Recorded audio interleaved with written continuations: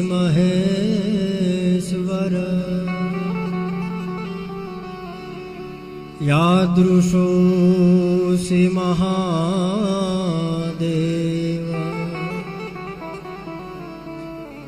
तादृशाय नमो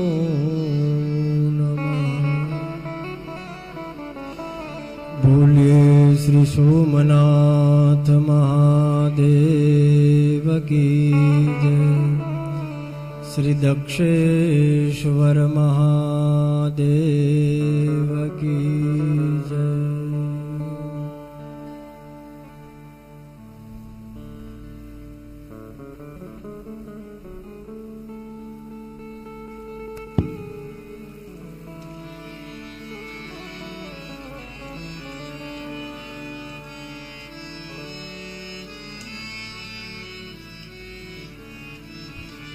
ओम नमः शिवाय। ओम नमः शिवाय। हर हर बोले नमः शिवाय। नमः शिवाय। नमः शिवाय। हर हर भोले नमः शिवाय। ओम नमः शिवाय। ओम नमः शिवाय। हर हर भोले नमः शिवाय। नमः शिवाय। नमः शिवाय। ॐ नमः शिवाय। ॐ नमः शिवाय। हर हर भोले नमः शिवाय। ओम नमः शिवाय। ओम नमः शिवाय। हर हर भोले नमः शिवाय। नमः शिवाय। नमः शिवाय। हर हर भोले नमः शिवाय। ओम नमः शिवाय। ओम नमः शिवाय। हर हर भोले नमः शिवाय। नमः शिवाय। नमः शिवाय। हर हर भोले नमः शिवाय। ओम नमः शिवाय। नमः शिवाय। हर हर भोले नमः शिवाय। गौ नमः शिवाय। नमः शिवाय। हर हर भोले नमः शिवाय। ओम नमः शिवाय। ओम नमः शिवाय। हर हर भोले नमः शिवाय। ॐ नमः शिवाय। नमः शिवाय। हर हर भोले नमः शिवाय।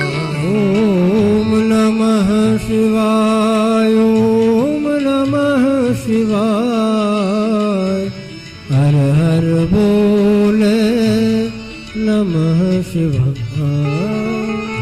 नमः शिवाय। नमः शिवाय। हर हर भोले नमः शिवाय। ओम नमः शिवाय। ओम नमः शिवाय। हर हर भोले नमः शिवाय। नमः शिवाय। नमः शिवाय। હર હર ભોલે નમઃ શિવાય. હર હર બોલે નમઃ શિવાય. હર હર ભોલે નમઃ શિવાય. હર હર બોલે નમઃ શિવાય. હર હર ભોલે નમઃ શિવાય. વંદે શિવપુરાણં હિ સર્વદાહં પ્રસન્નતિઃ. શિવઃ પ્રસન્નતાં યાયા દદ્યાत् સ્વપદયોરતિम्.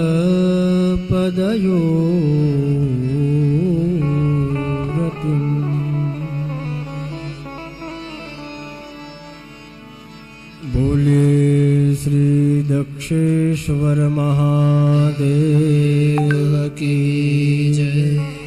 શ્રી બાલકૃષ્ણલાલ કી જય. શ્રી રામચંદ્ર ભગવાન કી જય. ઓમ નમઃ પાર્વતી પતયે. હર હર મહાદેવ.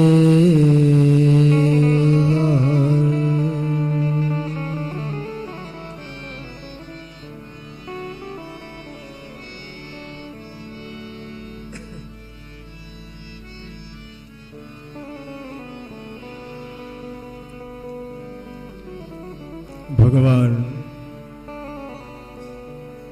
જે બધા દેવોના દેવ છે, જે અંતિમ સત્ય છે, એવા ભગવાન મહાદેવ, એમના ચરણોમાં દંડવત પ્રણામ. તેને યમ વાંગમયી મૂર્તિ પ્રત્યક્ષા વર્તતે હરે. શ્રીમદ ભાગવતમાં સૂતજી મહારાજ કહે છે કે હે સૌનકજી, આ જે પોથી છે ને, એ કોઈ સામાન્ય બુક નથી, એ કોઈ સામાન્ય ગ્રંથ નથી. અવાજ બરોબર આવે છે? તો આ સાક્ષાત એ મહાદેવ, એમનું વાણી સ્વરૂપ છે. તો એવા ભગવાનના વાણી સ્વરૂપ શિવ પુરાણ, એમને પ્રણામ. હરિદ્વારમાં બિરાજમાન જેટલા પણ દેવી દેવતાઓ છે, એમને પ્રણામ કરીએ. આ પરિસરમાં અનેક દેવ વિગ્રહો બિરાજમાન છે, એમને પણ પ્રણામ કરીએ. આપણે જેના સાનિધ્યમાં બેઠા છીએ,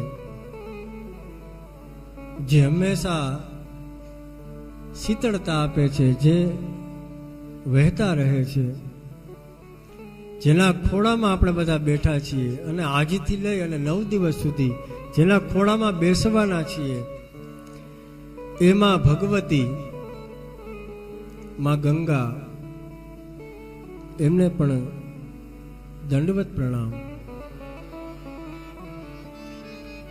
આપ બધા અહીંયા આવ્યા છો, ગુજરાતથી આપણે આવ્યા છીએ, તો આપ બધાને પણ વંદન. અહીંયા બ્રાહ્મણો ભૂદેવો બેઠા છે, ભૂદેવોને પ્રણામ. સંગીતજ્ઞોને પ્રણામ તથા આવેલા બધા જ આપ સૌનું સ્વાગત. અવાજ બરોબર આવે છે? ક્લિયર એકદમ? એવું લાગે ને તો કહી દેજો કે પાછળ અવાજ વધારવાનું એવું લાગે તો જાણ કરજો. આ 9 દિવસીય શિવ પુરાણ મહાયજ્ઞ, આ જ્ઞાન યજ્ઞ છે. એમાં આપણે બધા આહુતિ દેવા માટે બધા એકત્રિત થયા છીએ, ભેગા થયા છીએ. તો 9 દિવસ જે કાંઈ મહાદેવ એ જે બોલાવશે, અહીંથી જે પ્રેરણા કરશે, અમે અહીંથી બોલશું. અને આ તીર્થ ક્ષેત્રમાં 9 દિવસ સાથે મળી અને મહાદેવના ગુણગાન કરશું, મહાદેવના ગુણને ગાશું, એ શિવ તત્વને સમજવાનો થોડી કોશિશ કરશું કે શિવ તત્વ શું છે. કારણ કે આપણે ભગવાન કૃષ્ણની તો અનેક કથાઓ સાંભળી હશે અને આપણે ખ્યાલ પણ હોય કે ભાઈ ભગવાન છે એનો મથુરામાં જન્મ થયો, એ વ્રજમાં આવી અને લીલાઓ કરી, ત્યારબાદ મથુરામાં ગયા, ત્યારબાદ આપણને બધાને ખ્યાલ છે. એટલે કોઈને ઊભા કરીએ અને કહીએ કે ભાઈ તમે કૃષ્ણ ઉપર 2 મિનિટ બોલો તો 5 મિનિટ તો ગમે એ વ્યક્તિ બોલી શકે. ભગવાન શ્રી રામનું ચરિત્ર કોઈ આપણને પૂછે કે ભાઈ રામ કોણ હતા,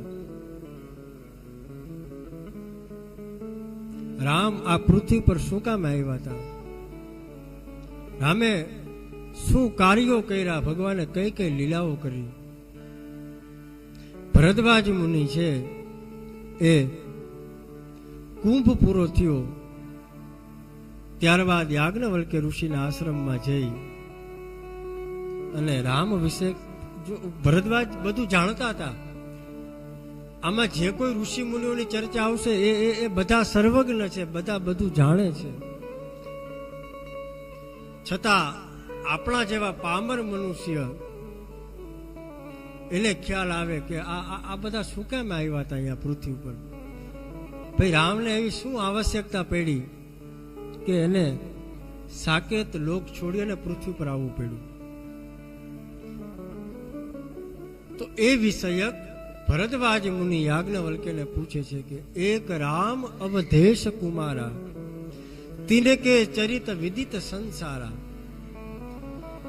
મહારાજ મેં એવું સાંભળ્યું છે કે એક રામ અવધેશ કુમારા, એક રામ થઈ ગયા જે દશરથજીના પુત્ર છે એવું મેં સાંભળ્યું છે અને એના ચરિત્રો પણ મેં સાંભળ્યા છે. તો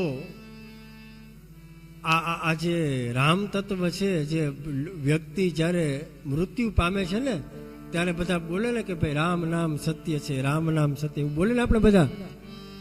આપણે સનાતન ધર્મમાં અનેક ચીલાઓ છે, અનેક ફાટાઓ છે, આપણે અલગ અલગ સંપ્રદાયમાં જોડાયેલા હોય, પરંતુ વ્યક્તિ મૃત્યુ પામે છે ત્યારે કોઈ પણ સંપ્રદાયનો વ્યક્તિ હોય એક જ નામ બોલે. શું બોલે? રામ નામ સત્ય છે. તો એ જે રામ તત્વ છે એ આ જે દશરથના પુત્ર એ તો નથી ને. અને કદાચ દશરથના પુત્ર જો સામાન્ય વ્યક્તિ હોય તો એ જે રામ નામ બધા લે છે એ કોણ? આવો પ્રશ્ન ભરદ્વાજ મુનિ છે કોને પૂછે છે? યાજ્ઞવલ્ક્ય મુનિને પૂછે છે. ત્યારબાદ યાજ્ઞવલ્ક્ય મુનિ છે આખું રામચરિત્ર સંભળાવે છે કે રામ કોણ હતા. તો કદાચ કોઈ વ્યક્તિને કહીએ કે ભાઈ બેટા 2 મિનિટ અહીંયા સ્ટેજ ઉપર આવો અને રામ વિશે બોલો, તો આપણે 2 મિનિટનું કીધું હોય તો એ કદાચ અડધી કલાક એ વ્યક્તિ બોલી શકે. શું કામે? કારણ કે આ બધા ચરિત્રો બધા જાણે છે, બધા જાણે છે. પણ કોઈ એમ કહે કે આવો શિવજી ઉપર અડધી કલાક બોલો તો કદાચ અઘરું પડે.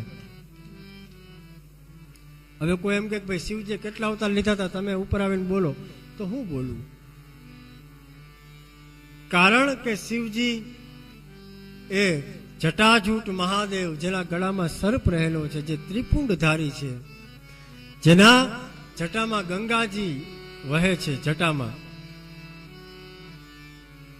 શશી મૌલેશ્વર મહાદેવ, શશી શોભે છે, એક હાથમાં ત્રિશૂલ. આહા, એ મહાદેવ એ કૈલાસમાં એ બિરાજમાન છે, જેને કોઈથી કાંઈ મતલબ નથી, જેને કોઈથી કાંઈ મતલબ જ નથી. એમ કહેવામાં આવે કે એ મહાદેવ આ પૃથ્વી પર અવતાર લઈને આવ્યા હતા. કારણ કે મહાદેવના 11 રુદ્ર કહેવાય ને.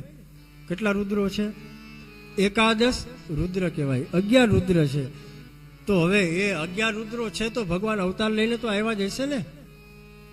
હનુમાનજી સ્વરૂપે આવ્યા હતા, દુર્વાસા સ્વરૂપે, એ મહાદેવ તો છે, બીજું કોણ છે?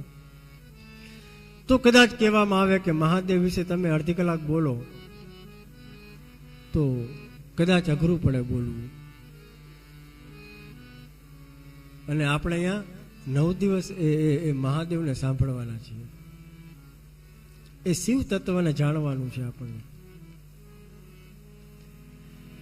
અને એ મહાદેવ કેટલા ભોળા છે એના જો તમે કોઈ પણ મંદિરમાં જાઓ, રામજી મંદિરમાં જાઓ, તમે કૃષ્ણ મંદિરમાં જાઓ, તો તમે જો પેલી વસ્તુ તો ચોખ્ખાઈ હોય, કોઈને અંદર ન જવા દે. એના ટાઈમ ટુ ટાઈમ બધું હાલતું હોય કે ભાઈ સવારમાં મંગળા, પછી રાજભોગ, પછી ભગવાનની શૃંગાર આરતી થાય, અલગ અલગ ભગવાનના કપડાઓ બદલાવવામાં આવે, ભગવાનને અલગ અલગ ભોગ ધરાવવામાં આવે. અને બપોરે 12 વાગે દરવાજા બંધ થાય, પછી છેક 4 વાગ્યા સુધી ભગવાન આરામ કરે, કોઈને અંદર ન જવા દે.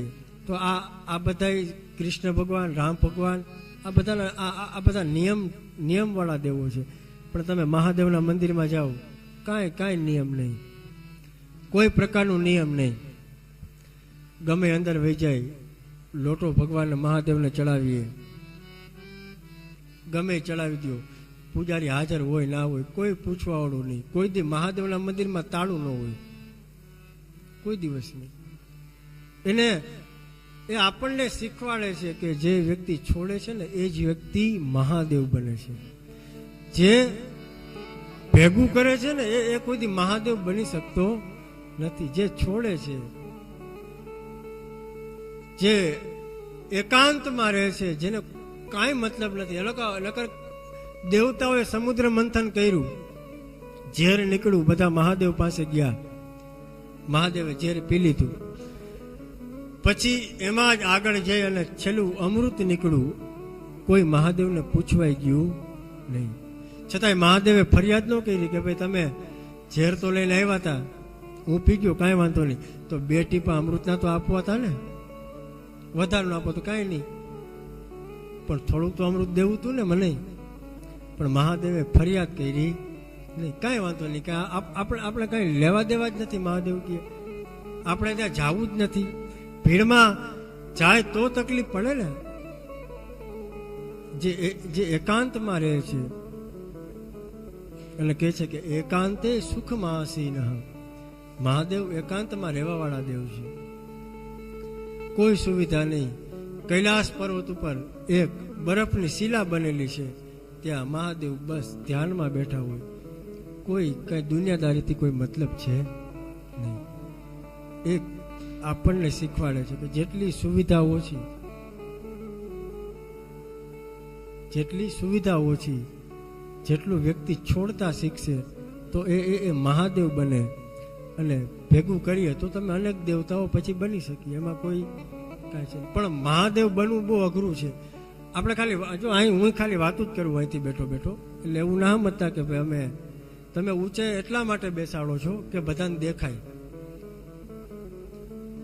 અહીંયા આની એક મહિમા છે વ્યાસપીઠની, પણ ઊંચે એટલા માટે બેસીએ કે વ્યક્તિઓને સરળતાથી જોઈ શકે. નકર તમે કદાચ એમ કહી તમે આમ ફરીને બેહો, હું કથા કરું તો મજા આવે? ન મજા આવે. આમ સામે સામે બેઠા હોય તો જ મજા આવે. પણ નીચે એટલા માટે કે આ વ્યાસપીઠની એક ગરિમા છે. એનો મતલબ એવો નહીં કે આ તો ભગવાનની દયા છે એટલે ભણ્યા છીએ આ વસ્તુ ગુરુજીઓ પાસે, એટલે અહીંયા બેસીએ. અમે કથા વાંચી શકીએ છીએ એટલે અહીંયા બેસીએ. બાકી આપણે બધા એક સરખા છીએ, બધામાં દુર્ગુણો છે, બધામાં રહેલા છે. પણ આ કમસે કમ આપણે કોશિશ કરીએ કે ભાઈ થોડું આપણે જે થઈ શકે એટલું આપણે કરીએ. એક દિવસ એક ભક્ત એટલે એક ચોર હતો, એ જંગલમાં જતો હતો અને બપોરનો સમય થઈ ગયો, ભૂખ લાગી, તરસ લાગી, કાંઈ મળે નહીં. હાલતો હાલતો એ વ્યક્તિ થાકી ગયો એટલે એને એક સામે એક નાનું મંદિર દેખાણું, નાનકડું મંદિર દેખાણું. એ ત્યાં મંદિરમાં ગયો તો જોયું કે મહાદેવનું મંદિર હતું. હવે મહાદેવનું મંદિર હતું એટલે વ્યક્તિ અંદર ગયો અને સૌથી પહેલા ચોર હતો, પણ સૌથી પહેલા મહાદેવને પગે લાગ્યો કે હે મહાદેવ, સવાર નો રખડું છું, કાંઈ મળ્યું નહીં. આજ જો ચોર હતો છતાંય મહાદેવને પગે લાગીને કીધું, મહાદેવ સવારનો રખડું છું, કાંઈ મળ્યું નથી. અને મંદિરમાં જોયું આજુબાજુ, પણ મહાદેવના મંદિરમાં હોય હું. આજે સત્ય છે એ વાત કરું. એક તો ગામની બારોબાર મંદિર હોય, નાનકડું મંદિર હોય. પૂજારી હવારમાં ખાલી ધૂપ દીવા કરવા આવે, પછી પૂજારી સાંજ સુધી મહાદેવના મંદિરમાં આવે નહીં. એ મહાદેવ ધ્યાન રાખે એના મંદિરનું કે કાંઈ તમે તમારા ઘરે જાઓ, આરામ કરો, સુઈ જાઓ, ટાઈમ મળે ત્યારે આવજો, સાંજે દીવાબત્તી કરવા આવજો. મહાદેવ પોતે ધ્યાન રાખે મંદિરનું. તાળા તો હોય નહીં, અને કદાચ તાળું લટકતું હોય, કટાઈ ગયેલું તાળું લટકતું હોય, એ આગળીઓ તમે 3-4 વાર ડેલીને આમ ખખડાવો ત્યારે આગળીઓ બંધ થાય. આ આજે સત્ય છે એ વાત કરું. તો આ ચોર અંદર ગયો, જોયું ચારે બાજુ, ક્યાંય કાંઈ વસ્તુ મળે નહીં. એક કેળું પડ્યું હતું સાઈડમાં, એ બગડી ગયું હતું, એમાં 2-3 અગરબત્તી ખોડેલી હતી. આ તમે જોયું હોય ને બટેટું, એની ઉપર અગરબત્તી હોય ને. આજુબાજુમાં જોયું, કાંઈ નહીં. પછી એની નજર ઉપર ગઈ થોડીક, એટલે એક ઓલી ગલતી હોય ને મહાદેવની, કટાઈ ગયેલી જેવી ગલતી, એ ટીંગાતી હતી. એટલે મહાદેવને ઓલા ચોરે નજીક જઈને કીધું, મહાદેવ હવા નો ભૂખ્યો છું, અને જો આજે હું ચોરી કરીને નહીં જાઉં તો મારા છોકરા ને મારા ઘરવાળા બધા ભૂખ્યા રહે, મને ઘરમાં નહીં કરવા દે. તો હું તમારી આ ગલતી લઈ જાઉં. ભક્તના એ ચોરના આંખમાં જો આવ્યો તો ચોરી કરવા જ, આંખમાં આંસુ આવી ગયા. મહાદેવ આ ગલતી લઈ જાઉં. હવે એ તો લિંગ સ્વરૂપે હતા. મહાદેવ કાંઈ બોલ્યા નહીં. ઓલા નજીક કાન લઈ ગયો એટલે એને કીધું કે હા મહાદેવ કે લઈ જા તમ તારે, કાંઈ વાંધો નહીં. એમ થાય કોઈ આવતું જ નથી, અહીંયા બારોબાર મંદિર છે. એ હમણાં શ્રાવણ મહિનો આવશે ત્યારે આવશે, બાકી તો કોઈ આવતું નથી. મહાદેવ કે તમે તમારે લઈ જા. એટલે ઓલા ચોરે કોશિશ કરી કે આ જે ગલતી છે ને લઈ લો, પણ બહુ ઊંચી બહુ હતી. હવે એ લેવી કેમ? આજુબાજુ જોયું કે ભાઈ બારી કે નજીક હોય તો કદાચ બારીએ ચડીને, પણ કાંઈ ભેગું થયું નહીં. હવે વળી પાછો મહાદેવને કીધું, મહાદેવ ગલતી બહુ ઉપર છે, છોકરા 5 દિવસ ત્યાં ભૂખ્યા છે, તો તમારી ઉપર ચડીને ગલતી લઈ લો, મને માફ કરજો, કારણ કે કાંઈ આમાં દેખાતું જ નથી. એટલે એ પ્રશ્ન પોતે પૂછે ને જવાબ પોતે જ આપે. એટલે મહાદેવ એ પોતે બોલ્યો, મહાદેવ કે તમે તમારે કાંઈ વાંધો લઈ લે ભાઈ, કોઈ જોતું નથી. અને કાંઈ ત્યાં તો કેમેરા હોય નહીં કે કોઈ મારવા આવે પૂજારી. એટલે કીધું મહાદેવ કે કાંઈ વાંધો નહીં લઈ લે. એટલે ઓલો જે ચોર હતો એ મહાદેવની લિંગ ઉપર ચડી અને પેલી ગલતી ઉતારી લીધી. જ્યાં નીચે ઉતરો ત્યાં ઓલા શિવલિંગમાંથી અદ્ભુત દિવ્ય તેજ નીકળ્યું. અને ચોર છે એ આંખ બંધ કરી આમ જોવા લાગ્યો, આંખ બંધ થઈ ગઈ, એટલો પ્રકાશ મંદિરમાં થઈ ગયો. એટલે ચોરે પછી ધીમેથી આંખ ઉગાડી તો સાક્ષાત મહાદેવ ઉભા હતા. એટલે ચોર પગમાં પડી ગયો મહાદેવની, રડવા લાગ્યો કે પ્રભુ હું તો ચોર છું અને આપ મહાદેવ છો, મેં તમારી ક્યારે જીવનમાં ભક્તિ નથી કરી, અને હું પહેલી વાર મંદિરમાં આવ્યો, શું કામે આવ્યો? ચોરી કરવા માટે. અને તમારે આજે એક થોડું થોડું જે પાણી પડતું હતું એ ગલતી હું લઈ જાઉં છું. તો ચોરે પૂછ્યું કે મહાદેવ બીજું બધું તો પછી વાત, પેલા તમે એ કહો કે મારી ઉપર પ્રસન્ન શું કામે થયા?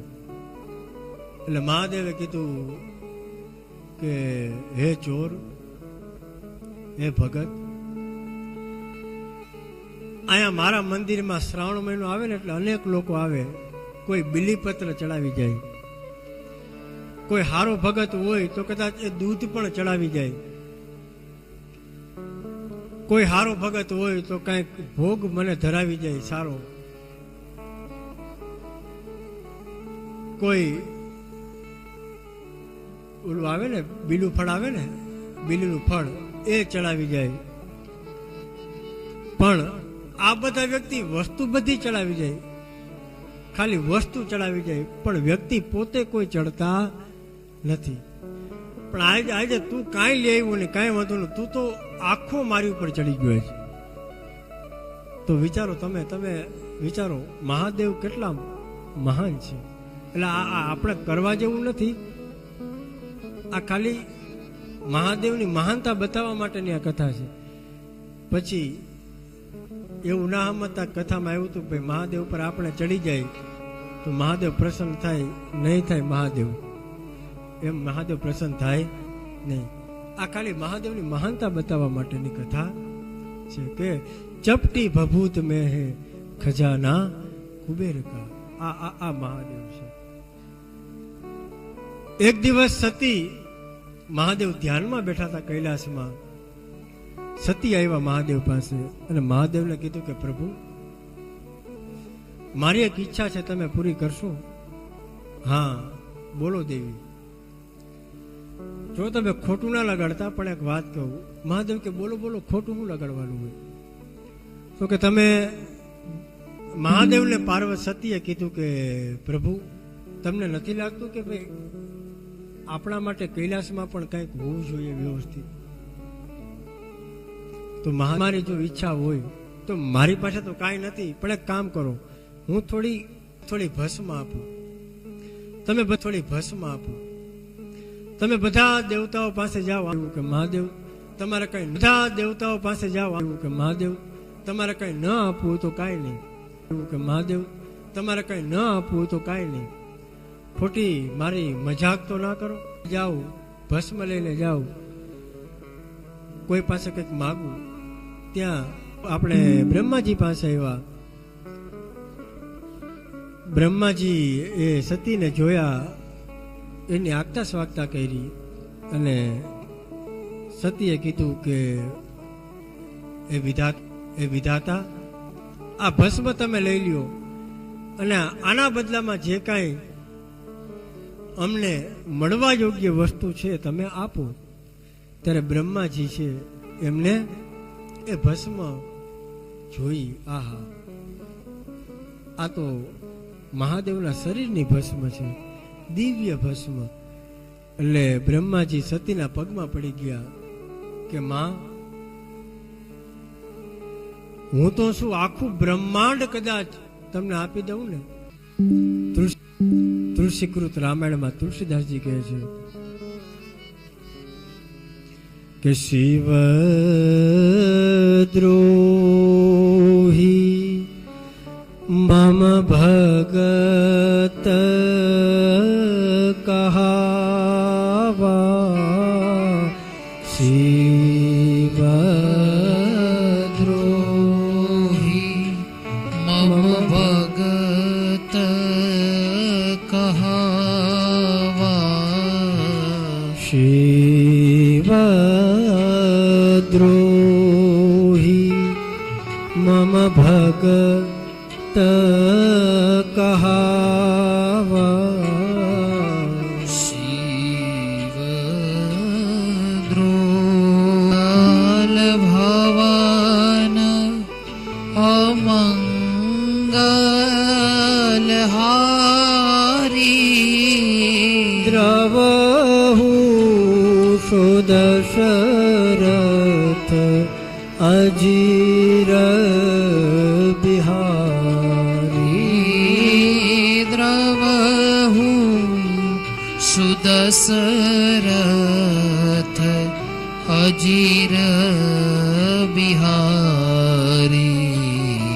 શિવ દ્રોહી મમ ભગત કહાર. પૂજા કરે પણ એનો કોઈ અર્થ નથી. અને કોઈ શિવનો ભક્ત હોય, કદાચ રુદ્રી દ્વારા એ શિવજીનો અભિષેક કરે અને પછી એ રામનો અપરાધ કરે, કૃષ્ણનો અપરાધ કરે, જોકે ક્યારેય જીવનમાં યાદ રાખજો, ક્યારે કોઈ દેવી દેવતાઓની ક્યારેય નિંદા કરવી નહીં, ક્યારેય ન કરવી, ક્યારેય ન કરવી. શું કામે ન કરવી? એનું મોટું કારણ એક જ વાત, નિંદા શું કામે ન કરવી. આ મેં આવું વિચાર્યું છે એટલે કહું છું. એકદમ નાની વાત, બરોબર? તો હું શિવ ભક્ત છું અને અમે વાછરા દાદા ન માન તો કાંઈ નહીં, તને કોણ કે માન. પણ યાદ રાખજો કે હું ભલે શિવનો ભક્ત હોય પણ વાછરા દાદાથી હું મહાન નથી. કારણ કે એને માનનારો એક આખો વર્ગ છે. એનો મતલબ એ તો મારાથી મહાન જ છે ને. મારી હું કામ પૂજા નથી કરતા બધા? કારણ કે મારી લાયકાત નથી. વાછરા દાદાને એટલા માટે પૂજે છે કે એની લાયકાત છે. પછી કદાચ શાસ્ત્રમાં ઉલ્લેખ છે નથી છે એનાથી આપણે શું મતલબ કરવી. તો એ સતી એ આ ભસ્મ છે એનો કોઈ મોલ નથી. માટે મહાદેવ જે સ્થિતિમાં રહે છે ને એમાં એને રહેવા દો. કારણ એટલા માટે જ મહાદેવ છે. અને તમે મહાન છો કે તમને મહાદેવ જેવા પતિ મળ્યા છે. એ જે સ્થિતિમાં છે તમે પણ જે સ્થિતિમાં છો મેં એ સ્થિતિમાં જ આપ બંનેની ગરિમા છે. માટે જેવી સુવિધા છે એ મહાદેવની દ્રષ્ટિ અમૂલ્ય છે. છે ને કંતરો આવે ને, क्या क्या नहीं दिया उसका क्या प्रमाण दे, क्या क्या नहीं दिया हमें उसका क्या प्रमाण दे, बसे गए त्रिलोक शंभु तेरे द्वार से, गंगधार मुक्ति द्वार ओमकार તું શ્રી. જેટલી વાતો કરીએ ને વાલા એટલી ઓછી છે. આવો માં ગંગાના સાનિધ્યમાં બેઠા છીએ, માં ગંગાના સાનિધ્યમાં બેઠા છીએ. આ મથુરા માયા, જે માયા છે ને એ આ છે. જગત માટે માયાનગરી મુંબઈ. આપણે ભટ્ટ પરિવાર બ્રાહ્મણોના તો ઈષ્ટદેવ જ મહાદેવ આવશે. સૂર્ય ભગવાનને એમ હોય કે મને અર્ઘ્ય દાન, એટલે 3 અર્ઘ્ય આપે. તો એમાં બ્રાહ્મણ પરિવાર પુરાણાનાં વિશેષતઃ સદાચારો વર્ધતે કથમ સ્વવિકાર નિરાસશ્ચ સજ્જને ક્રિયતે કથમ. સૌનકજી એ સૂત પુરાણીને કહે છે, જો શરૂઆતમાં 5 પ્રશ્નો પૂછ્યા છે. કયા કયા યાદ રાખજો. પહેલો પ્રશ્ન પૂછે છે, આખ્યા હિ મેં કથા સારમ પુરાણાનામ વિશેષત. હે મહારાજ, શાસ્ત્રો અનંત છે. અનંત શાસ્ત્રમ બહુલાશ્ચ વિદ્યા. અનંત શાસ્ત્ર છે ને, 18 પુરાણ, 4 વેદ, 108 ઉપનિષદ, એના વેદના આરણ્ય ગ્રંથો, સતપથ બ્રાહ્મણના ગ્રંથો, પછી પુરાણ તો એના ઉપપુરાણો, કેટલા શાસ્ત્રો મનુસ્મૃતિને, કેટલા શાસ્ત્રો મનુસ્મૃતિને. તમે કદાચ આ બધા લેવા જાવ ને ગીતા પ્રેસ ગોરખપુર, ગીતા પ્રેસ ગોરખપુરમાં બધાય મળે, કોઈને બધાય મળે.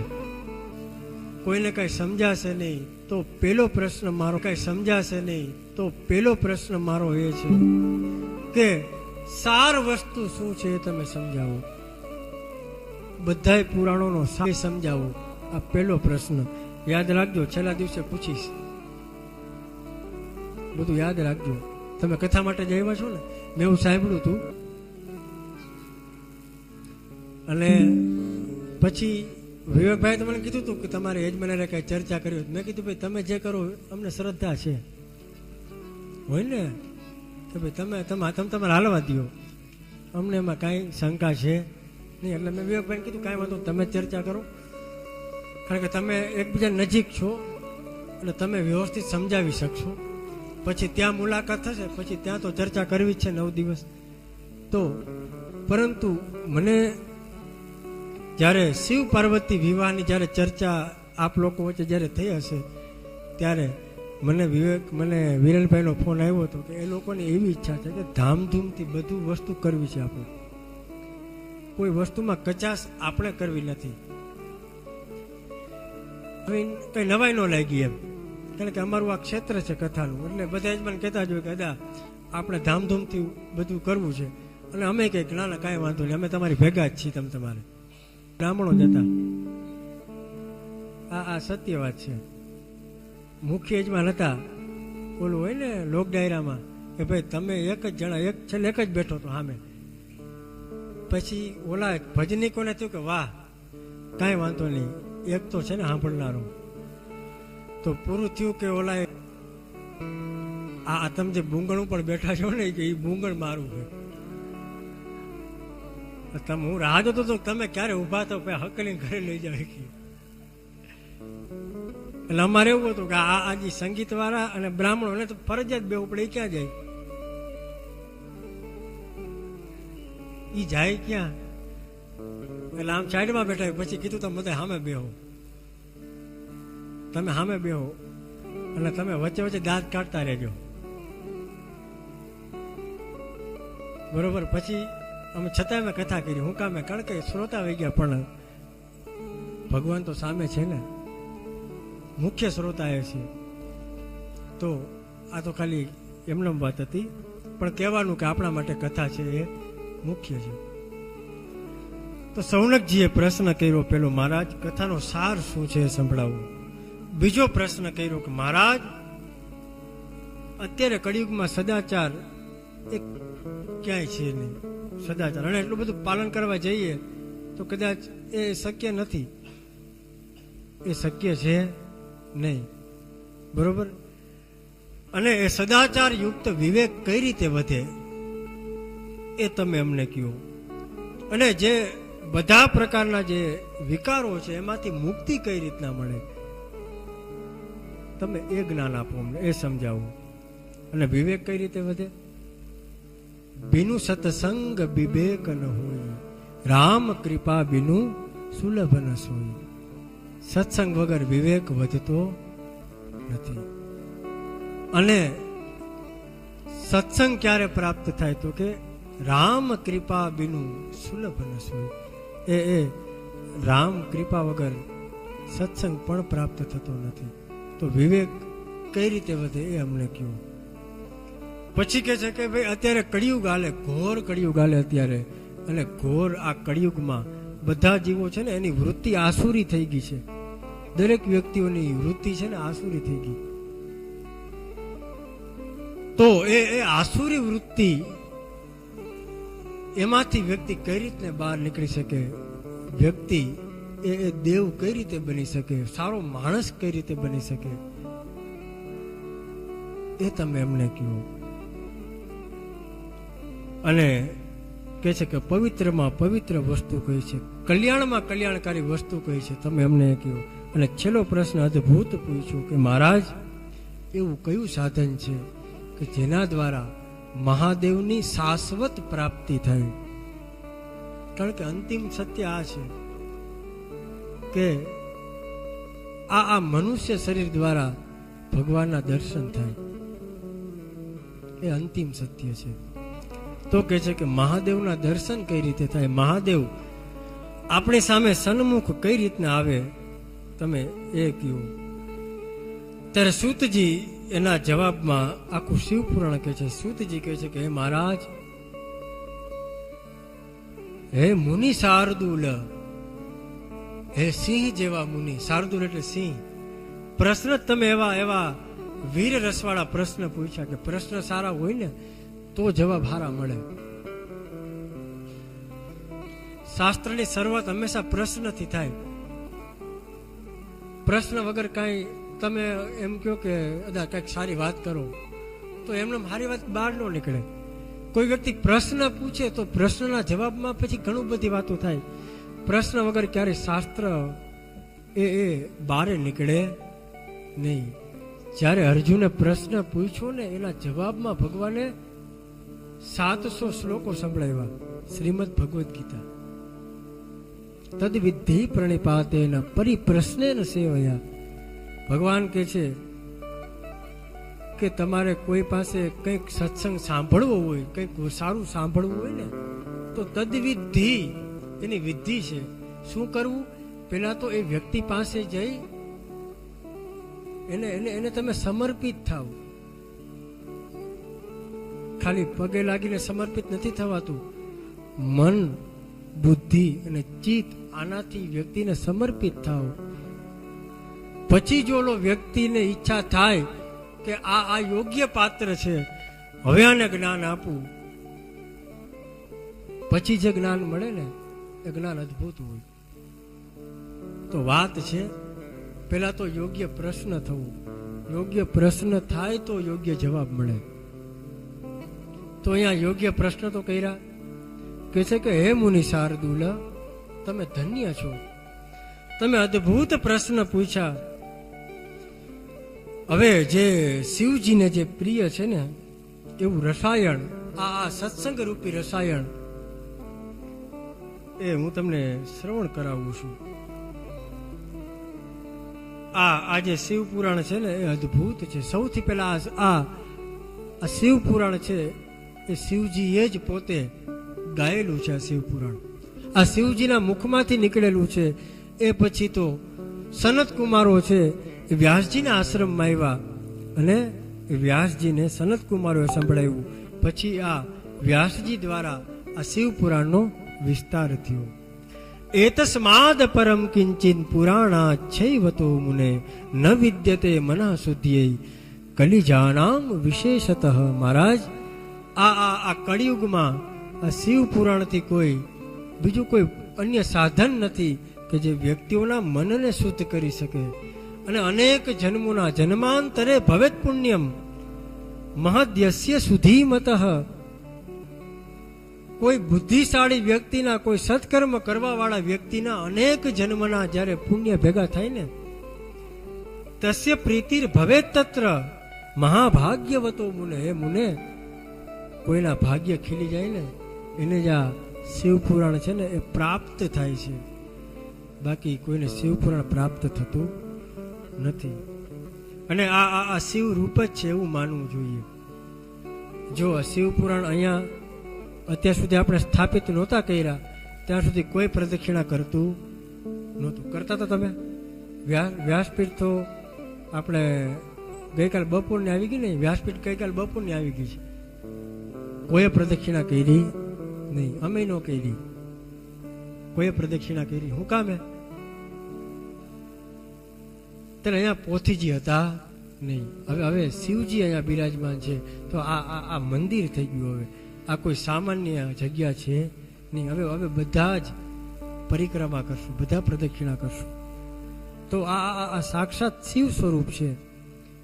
આ જે કંઈ તમને સંભળાય છે એ ખરેખર શિવજી જ કાન દ્વારા એ હૃદયમાં જાય છે અને પછી એ શિવ પોતે એ સાવેણી લઈ આપણા હૃદયને સાફ કરશે, હૃદય શુદ્ધ થશે. પછી માં ઉમા સહિત શિવ છે એ હૃદયમાં બિરાજમાન થાય. તો કે છે કે આ શિવ સ્વરૂપ જ છે. આનું હંમેશા સેવન કરવું જોઈએ. રાજસૂય યજ્ઞ કરવાથી, અગ્નિષ્ટોમ હોમ કરવાથી જે પુણ્ય પ્રાપ્ત નથી થતું અથવા જે પુણ્ય પ્રાપ્ત થાય છે એના કરતાં પણ વધારે શિવ પુરાણ સાંભળવાથી એ પ્રાપ્ત થાય છે. અને ખરેખર તો શિવ પુરાણ છે એ 9 દિવસ સાંભળવું જોઈએ, પરંતુ જો આમાં એ પણ લખ્યું સદા શ્રોતુમ યદસ્ય શક્તો ભવેત સમુનિ સત્તમ નિયતાત્મા પ્રતિદિનમ શૃણુ યાદવા મુહૂર્તકમ. કોઈ વ્યક્તિ 9 દિવસ કથા ન સાંભળી શકે તો એ વ્યક્તિ કમસે કમ 1 દિવસ તો કથા સાંભળવી છે. કદાચ કોઈ ઊંચો વાત કરે આમાંથી કે અદા એ શક્ય નથી, હવે શું કરવું? તો કે છે કે કોઈ 1 દિવસ કથા ન સાંભળી શકે તો કમસે કમ 1 મુહૂર્ત તો કથા સાંભળવી જોઈએ. છતાંય કોઈ એવા હોય ને કે ભાઈ એ ભેગું નથી થાય એમ. હવે તો કે છે કે અડધી કલાક તો સાંભળો, તો એ ઘણા એવા હોય ને કે ભાઈ એ નથી ભેગું થાય. તો કે ભાઈ અડધી કલાકમાંથી 2 ભાગ કરી નાખો, કેટલા થાય? 15 મિનિટ. તો 15 મિનિટ તો બેહો. તો કે ભાઈ એ શક્ય નથી. તો ભાઈ તો હવે તો ઘરે રહ્યો. તો કહેવાનો મતલબ એમ કે 9 દિવસ નો સાંભળી શકીએ તો 1 દિવસ સાંભળવી, 1 દિવસ ન સાંભળી શકીએ તો 1 મુહૂર્ત, અડધું મુહૂર્ત, 15 મિનિટ, જે કાંઈ શક્ય બને એ કથા સાંભળવી જોઈએ. પછી કે છે કે આમાં 24,000 શ્લોકોની આ સંહિતા છે. શિવ પુરાણમાં કેટલા શ્લોકો છે? 24,000 શ્લોકોની આ સંહિતા છે. આમાં 7 અલગ અલગ સંહિતાથી બનેલું આ શિવ પુરાણ છે. એમાં પહેલી સંહિતા છે વિદ્યેશ્વર સંહિતા, બીજી રુદ્ર સંહિતા, ત્રીજી શતરુદ્ર સંહિતા, ચોથી કોટિ રુદ્ર સંહિતા, પાંચમી ઉમા સંહિતા, છઠ્ઠી કૈલાસ સંહિતા અને છેલ્લી વાયવીય સંહિતા. આમ 7 સંહિતાથી 24,000 શ્લોકોથી યુક્ત આ અદ્ભુત સંહિતા તૈયાર થઈ છે. અને વ્યાસજી છે એને આનું પ્રતિપાદન કરેલું છે. પછી તો કહે છે કે અંતકાલે હિ યશ્ચૈનમ શૃણુયાદ ભક્તિતઃ સુધી સુપ્રસન્નો મહેશાનસ તસ્મે યચ્છસ્તિ સ્વપદમ. કે છે કે અંતકાળે કોઈ આ કથા સાંભળી હોય, આ કદાચ માહોલ યાદ આવી જાય કે ભાઈ અમે હરિદ્વાર ગયા હતા ને કથા સાંભળી હતી, અથવા શિવ પુરાણના કોઈ એવા શ્લોકો છેલ્લે યાદ આવી જાય, કોઈ શિવ પુરાણની વાત યાદ આવી જાય ને તો પણ વ્યક્તિનો મોક્ષ અવશ્ય થાય છે. એ વાત કરી. પછી તો સૌનકજી વળી પાછું કહે છે કે મહારાજ તમે શિવ પુરાણનું મહત્વ ખૂબ કીધું અને શિવ પુરાણ ખરેખર મહાન છે, પણ તમે અમને એ કહો કે એવી કોઈ ઘટના બની હતી કે સારો માણસ હોય તો એનો તો મોક્ષ થઈ જાય, આપણે બધાને ખબર છે, પણ પાપીઓનો પણ મોક્ષ થાય છે એવી કોઈ કથા છે કે નહીં? એ અમને કહો. ત્યારે સૂતજી કહે છે કે આસિત કિરાત નગરે બ્રાહ્મણો જ્ઞાન દુર્બલ દરિદ્રો રસ વિક્રેતા વેદ ધર્મ પરાંગ મુખ સંધ્યાસરાન પરિભ્રષ્ટો વૈશ્યવૃત્તિ પરાયણ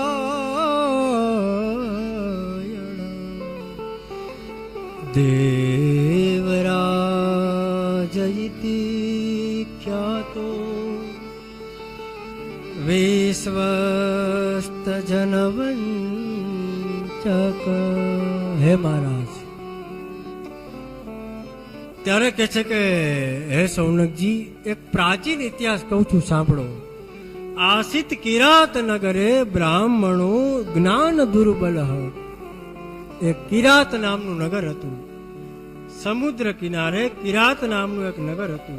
તો ત્યાં એક બ્રાહ્મણ રહેતો હતો. જો બ્રાહ્મણની વ્યાખ્યા કેવી કરી? જ્ઞાન દુર્બલ. બ્રાહ્મણ દરિદ્ર ક્યારે છે ખબર? પૈસાથી નહીં. બ્રાહ્મણ પાસે જ્ઞાન નથી ને તો એ બ્રાહ્મણ દરિદ્ર છે. બ્રાહ્મણ કુળમાં અવતાર મળ્યા પછી, જન્મ ધારણ કર્યા પછી જો શાસ્ત્રોનો વ્યક્તિ અભ્યાસ ના કરે ને તો ખરેખર એ બ્રાહ્મણને ધિક્કાર છે. કહેવાનો મતલબ એ જ છે, જ્ઞાન દુર્બલ બ્રાહ્મણ. તો એ બ્રાહ્મણ કેવો છે? જ્ઞાન દુર્બલ છે. અને જ્ઞાનથી જે દુર્બળ બ્રાહ્મણ હોય ને પછી એના ભટકવાના રસ્તાઓ ઘણા છે. પછી ઘણી વખત ભટકી જશે. અને જે જ્ઞાનથી પ્રબળ બ્રાહ્મણ છે ને એને આ શાસ્ત્રો ભટકવા નહીં દે. શાસ્ત્રો નહીં ભટકવા દે. તો કે છે કે જ્ઞાનથી દુર્બલ રસ વિક્રેતા, રસને વેચવા વાળો બ્રાહ્મણ. રસ એટલે કેરીનું ના સમજતા. રસ વિક્રેતા એટલે વૈશ્ય વૃત્તિથી જે ધંધો કરે છે ને એને કહેવાય રસ વિક્રેતા. એ બ્રાહ્મણ વેદ ધર્મ પરાંગમુખ, એને વેદ ધર્મથી એને કોઈ મતલબ નથી. આવો બ્રાહ્મણ અતિ અધર્મી બ્રાહ્મણ જેનું નામ છે જો સંધ્યા સ્નાન પરિભ્રષ્ટો. સંધ્યા નો કરે તો કાંઈ નહીં. ઘણા બ્રાહ્મણો હોય સંધ્યા ના કરતા હોય ને તો કાંઈ વાંધો નહીં, પણ સ્નાને ન કરે, હવારમાં નાવામાં ન સમજે. બરોબર, એ કીધું અમે વરસાદ આવ્યો ને નાઈ લીધું કે હવે પૂરું અમારે. ઓલા ચાતક પક્ષી વરસાદની રાહ જોતું હોય ને, અમુક તો વરસાદની રાહ જોતા હોય, વરસાદ આવ્યો નાઈ લીધું. આ 6-9 મહિનાના ગાળા જ હોય. તો કહેવાનો મતલબ કે સંધ્યા સ્નાનથી પરિભ્રષ્ટ બ્રાહ્મણ. એનું નામ હતું દેવરાજ ઇતિ ખ્યાતો. નામ શું હતું? દેવરાજ. દેવરાજ નામનો બ્રાહ્મણ એ બધાને છેતરનારો બ્રાહ્મણ હતો.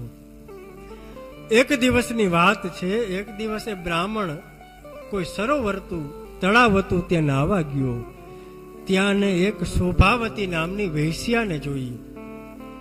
એટલે વૈશ્યામાં એ બ્રાહ્મણ આસક્ત થઈ ગયો. જો આ બ્રાહ્મણ અને આપણે નામ ભૂલી ગયો, શ્રીમદ ભાગવતમાં કથા આવે છે અજામિલની કથા મળતી આવે છે આ બ્રાહ્મણ. તો એને શોભાવતી નામની વૈશ્યાને જોઈ બ્રાહ્મણે, એટલે બ્રાહ્મણ એમાં મોહિત થઈ ગયો. પછી તો શોભાવતી પણ એ દેવરાજ નામના બ્રાહ્મણમાં આસક્ત થઈ ગયા. અને પછી તો એનામાં એટલી આસક્તિ વધી ગઈ કે પોતાના મા બાપ અને પત્નીને છોડી અને ઓલો બ્રાહ્મણ છે એ વૈશ્યાની હારે રહેવા લાગ્યો. સમય જતો રહ્યો, કાંઈ ખ્યાલ આવ્યો નહીં. પછી તો જો આ બ્રાહ્મણની ક્રૂરતા તમે જુઓ. પછી તો સમય જતા એક દિવસ એ બ્રાહ્મણ એના પત્ની અને માતા પિતા અને બાળકોથી એટલી નફરત થઈ ગઈ કે રાત્રિના સમયમાં એ બધાને મારી નાખ્યા. આ બ્રાહ્મણે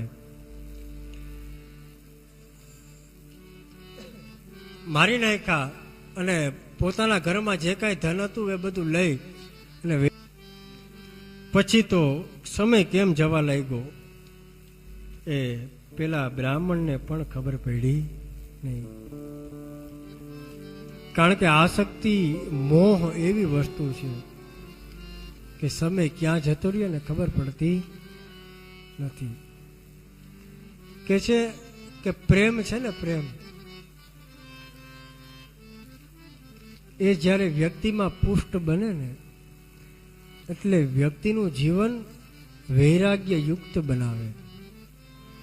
અને એ વૈરાગ્ય અંતે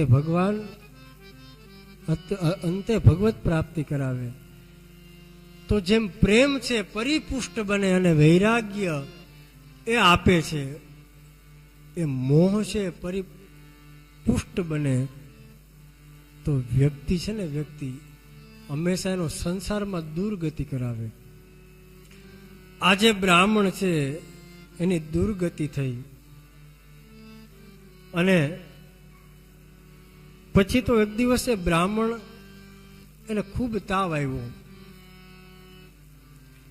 હવે એને એનો અંતકાળ દેખાવા લાગ્યો બ્રાહ્મણનો. અને એ પોતે તાવથી એને ખબર પડી ગઈ કે હવે આપણું અંત સમય નજીક આવી ગયો. એવા સમયે કોઈ જગ્યાએ શિવપુરાણ ચાલતું હતું. શિવપુરાણના શબ્દો છે એ બ્રાહ્મણના કાને પડ્યા અને એ શિવપુરાણ સાંભળતા સાંભળતા દેવરાજ નામના બ્રાહ્મણ છે એનો અંતકાળ નજીક આવ્યો. યમના દૂતો એને લેવા માટે આવ્યા. એટલે યમના દૂતો જ્યારે આવ્યા ને લેવા માટે,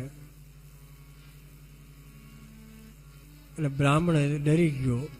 જેવા યમરાજ એને લઈને હાલતા થયા ત્યાં જ શિવના દૂતો પણ આવ્યા. મેં કીધું તું અજામિલ જેવું જ છે, બે સરખી જ કથા છે. એટલે આજે બ્રાહ્મણ છે એને શિવના દૂતોને પણ જોયા, એટલે એને પ્રણામ કર્યા. યમના દૂતોએ શિવના દૂતોને કીધું કે પ્રભુ આપ લોકો કેમ પધાર્યા? તો શિવના દૂતોએ કીધું કે ભાઈ આ અંતિમ સમયમાં શિવનું સ્મરણ કરતો હતો, અંતિમ સમયમાં નારાયણનું સ્મરણ કરતો હતો, ભગવાનનું સ્મરણ કરતો હતો, એટલે અમે એને લેવા આવ્યા. તો યમના દૂતો કહે છે કે તમારી વાત સાચી છે, પણ આખી જિંદગી તો આને પાપ જ કર્યા ને, એટલે આને યમપુરીમાં લઈ જવાનો છે. તો શિવના દૂતો કે ભાઈ એ નહીં, આને ભલે આખી જિંદગી પાપો કર્યા, પરંતુ અંતિમ સમયમાં આને નારાયણનું નામ લીધું, એટલા માટે આ તો શિવના લોકમાં જશે. એટલે કામ કરો, આનો નિર્ણય કોણ કરશે? તો યમરાજ આવ્યા. યમરાજે કીધું, શિવના દૂતોને પ્રણામ કર્યા, કીધું કે નહીં વાત સાચી છે, અંતિમ સમયમાં જે ભગવાનનું નામ યાદ કરે, આખી જીવનમાં ગમે એટલા પાપો કર્યા હોય એનો મોક્ષ થઈ જાય. કે નારાયણનું નામ જ લેતા કે વારે તેને તજીએ રે. નારાયણનું નામ જ લેતા, હો નારાયણનું નામ જ લેતા કે વારે તેને તજીએ રે. નારાયણનું નામ જ લેતા કે કુળને તજીએ, કુટુંબને તજીએ,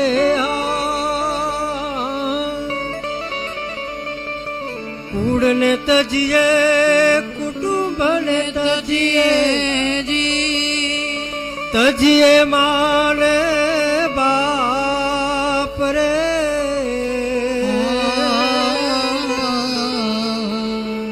ભગીની સુતદારાને તજીએ, ભગીની સુત દારાને તજીએ. જેમ કચુકી, જેમ સાપ તજે કચુકી રે. નારાયણનું નામ જ લેતા, ઓ નારાયણનું એ નામ જ લેતા કે વારે તેને તજીએ રે. નારાયણનું નામ જ લેતા. મીરાબાઈને રાણાજીએ બહુ દુઃખ આપ્યા. એ મીરાબાઈને ચિત્તોડ છોડવાનો વારો આવ્યો ત્યારે મીરાબાઈની એક આશા હતી,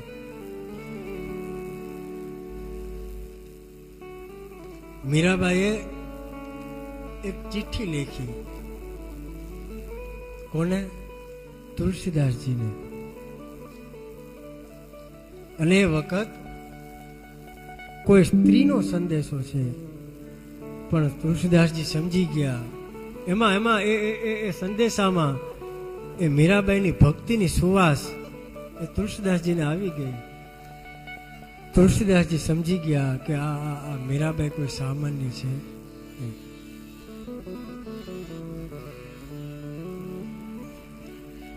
એટલે તુલસીદાસે તરત એ ચિઠ્ઠી વાંચી, સંદેશો વાંચ્યો. એટલે તુલસીદાસે પણ પેન હાથમાં લીધી અને એક ચોપાઈ લેખી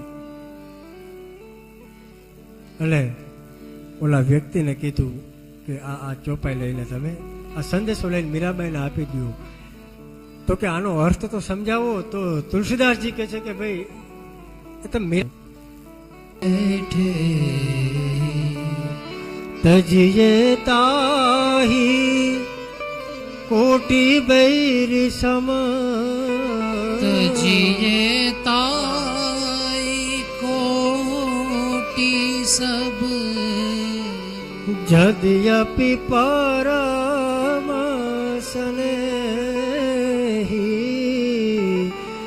જાકે પ્રિય નરામ વેદ જાકે પ્રિય રામ વેદ કે છે કે જાકે પ્રિય રામ વેદહી તજે તાહી કોટી બૈરી સમ જદ્યપી નજીકનો માણસ હોય ને નજીકનો પરમ સ્નેહ કીધું મીરાબાઈને. એટલે તુલસીદાસે લખી દીધું કે મીરાબાઈ એવું લખ્યું હતું કે મહારાજ મેં બહુ કોશિશ કરી ચિત્તોડમાં રહેવાની, બહુ કોશિશ કરી, પણ હવે આ દુઃખ સહન થતા નથી. તો કે કૃપા કરો, અંતિમ રસ્તો શું છે?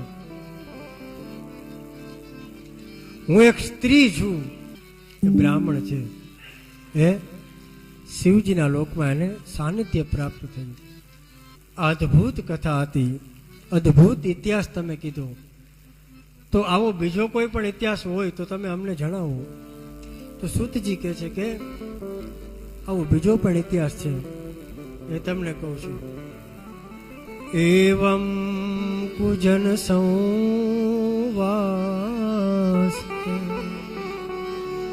કે બ્રાહ્મે બાસ કલ સંનિતે તત્રે કો બિંદુ ગોના વિપ્ર આસિન મહાધમ.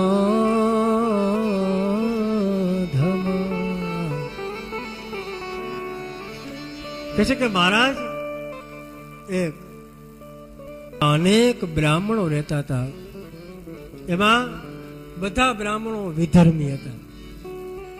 બ્રાહ્મણોનું ગામ હતું. હવે બ્રાહ્મણોના ગામ બ્રાહ્મણો બધા વિધર્મી બ્રાહ્મણો. હવે એ બ્રાહ્મણોના સમૂહ, હવે એમાં એવું જોઈએ ને ભાઈ આખું ગામ વિધર્મી હોય તો એમાં કઈ વિભીષણ તો ના જ હોય. તો અહીંયા બિંદુક નામનો બ્રાહ્મણ હતો, આ વિધર્મી જ હતો. ચંચુલામ નામ હિત્વા નિત્યમ સુધર્મિણી. એની પત્ની હતી જેનું નામ હતું ચંચુલા. કોની વચ્ચે પણ આ ચંચુલા નામની એમની પત્ની હતી. અને પેલો વ્યક્તિઓ છે વેશ્યાના સંગ બગડે છે કે ભાઈ આ માર્ગ યોગ્ય નથી, સારા માર્ગે ચાલો. પણ માયનો નહીં તો ઓલું કે ને કાર્યારે ધોરીઓ બાંધો, વાન ન આવે પણ હાન આવી જાય. બરોબર, બે બળદ બાંધો, એમાં ધોરો બળદ સીધો હોય થોડો, કે ભાઈ તમે નીણ નાખો એટલે ઉભા એની ગમણમાં જ ખાતો હોય અને શાંતિ બેસી જાય. તમે એને છોડો ત્યારે જ પાણી પીવા માટે. કાયડો બળદ કેવો હોય એની, તો કાયડો બળદ રોજમાં માથા ભરાવે, તો એલા ધોળો બળદ હોય એને હક ના લેવા દે, પૂછડા મારે, ખીલા ઉપાડી નાખે, આવું કરે. તો ધોરો બળદ હોય ને એ ધીમે ધીમે એવું શીખે એનામાંથી. તમે જો ગલુડિયા નાના હોય, નાના ગલુડિયા હોય, કૂતરા તો ભણતા હોય, પણ ગલુડિયા હોય એને જ આવડતું ના હોય. પણ ગામમાં 5 એક તમે જોજો અમુક ટુ વ્હીલની પાછળ જ દોડતા હોય. તો આ પ્રકૃતિ સજ્જન જ છે, પરંતુ વ્યક્તિઓના કારણે એમાં ફેરફાર થાય છે. એટલે આની પત્ની હતી એ સજ્જન હતી, પરંતુ આખું ગામ દુર્જન હતું. તો ધીમે ધીમે એની પત્ની પણ એ તુર્જન થઈ ગઈ અને એ પણ એ તુર્જન થઈ ગઈ. વિંધ્યાચલ પર્વત ઉપર એ ભૂત બને, પિશાચ બન્યો. એક દિવસ ચંચુલા છે તેમના દીકરાઓ અને પોતાના કુટુંબીજનોની હારે તીર્થયાત્રા પર ગયા. એ ગયાજી તીર્થ ગોકર્ણ ગયાજી ગયા. ત્યાં નદીમાં સ્નાન કર્યું. પછી ત્યાં સ્નાન કરીને બહાર નીકળ્યા એટલે ચંચુલાને ખૂબ તાવ આવ્યો. એટલે ચંચુલાએ પોતાના સંબંધીઓને કીધું ભાઈ તમે લોકો ઘરે ચાલ્યા જાઓ, હું ખૂબ બીમાર છું, મને નથી લાગતું કે મારો આ તાવ જશે, હવે મારું મૃત્યુ નજીક છે, તમે લોકો જાઓ. એટલે કુટુંબના લોકોને છોડીને ચાલ્યા ગયા. ચંચુલા છે મંદિરમાં આવીને બેસી ગઈ. ત્યાં શિવપુરાણ કથા ચાલતી હતી. શિવપુરાણમાં એ જ વખતે શાસ્ત્રીજી બરોબર એવી જ કથા આવી કે કોઈ સ્ત્રી અન્ય પુરુષ હારે રમણ કરે છે, વ્યભિચાર કરે છે તો એને નરકમાં જવું પડે, આવી કથા હાલતી હતી. એટલે ચંચુલાને ખૂબ પસ્તાવો થયો. કથા પૂરી થઈ એટલે ચંચુલા પેલા બ્રાહ્મણ પાસે ગઈ અને કીધું મહારાજ, મેં મારા જીવનમાં અનેક પાપો કર્યા, મને ડર લાગે છે કે મારું જ્યારે અંત સમય આવશે મારે નરકમાં જવું પડશે, તો મને બચાવી લ્યો. ત્યારે પેલા બ્રાહ્મણે કીધું કે તમે કરો. આ પસ્તાવો વિપુલ ઝરણું સ્વર્ગથી ઉતર્યું છે, પાપી એમાં ડૂબકી દઈને પુણ્યશાળી બને છે. પસ્તાવો તમને થયો ને એ જ બહુ મોટી વાત છે. તમે ચિંતા ના કરો, શિવપુરાણ કથા સાંભળો, શિવજીનો જપ કરો, તમારો મોક્ષ થશે. પછી તો ત્યાં એને શિવપુરાણ કથા સાંભળી. કથા પૂરી થઈ, તાવ ખૂબ વધવા લાગ્યો અને ચંચુલાનું પણ મૃત્યુ થયું. પરંતુ ચંચુલા ભલે પાપી હતી, અંતે કથા સાંભળી, ભગવાનનું ભજન કરતા કરતા પ્રાણ છૂટ્યા. એટલે એ શિવલોકમાં જાય છે અને ત્યાં એ પાર્વતીજીની સખી બની અને પાર્વતીજીની સખી બની અને પાર્વતીજીની ખૂબ સેવા કરી. એટલે એક દિવસ પાર્વતીજી એની પર ખૂબ પ્રસન્ન થયા અને કીધું કે ચંચુલા, તે મારી ખૂબ સેવા કરી, વરદાન માગી લે. એટલે ચંચુલાએ કીધું કે માં, જો તમે પ્રસન્ન હોય તો મારી એક ઈચ્છા છે, બોલો. તો કે મારા પતિ છે ને ખૂબ પાપી હતો, તેનું નામ બિંદુક હતું. એ પાપ કરતા કરતા એનું મૃત્યુ થયું. તો એ અત્યારે ક્યાં છે? નરકમાં છે કે કેવા ભોગો ભોગવતા હશે મને ખ્યાલ નથી. તો ગમે હતો તો મારો ઘરવાળો ને, ગમે એવો છે, પણ મારો પતિ હતો. તો જો તમે પ્રસન્ન હોય, તમે મને વરદાન દેવા માંગતા હોય તો મારો પતિ ક્યાં છે, એનો મોક્ષ થાય એવી તમે કૃપા કરો. એટલે માએ કીધું કે ચંચુલા, એ બિંદુક અને એનું જ્યારે મૃત્યુ થયું પછી એને નરકવાસ થયો અને અત્યારે તે વિંધ્યાચલ પર્વત ઉપર પ્રેત બની અને આમ તેમ વલખા મારે છે, ફરે છે. તે હિંસક છે, તે શસ્ત્રધારી છે અને તે જે સામાન્ય લોકો છે એ લોકોને ડરાવે છે, એવો ભયંકર પ્રેત બની ત્યાં ફરે છે. તો ચંચુલાએ કીધું કે માં, એનો ઉદ્ધાર થાય એવું કંઈક કરો. એટલે માએ કીધું કે કાંઈ વાંધો નહીં.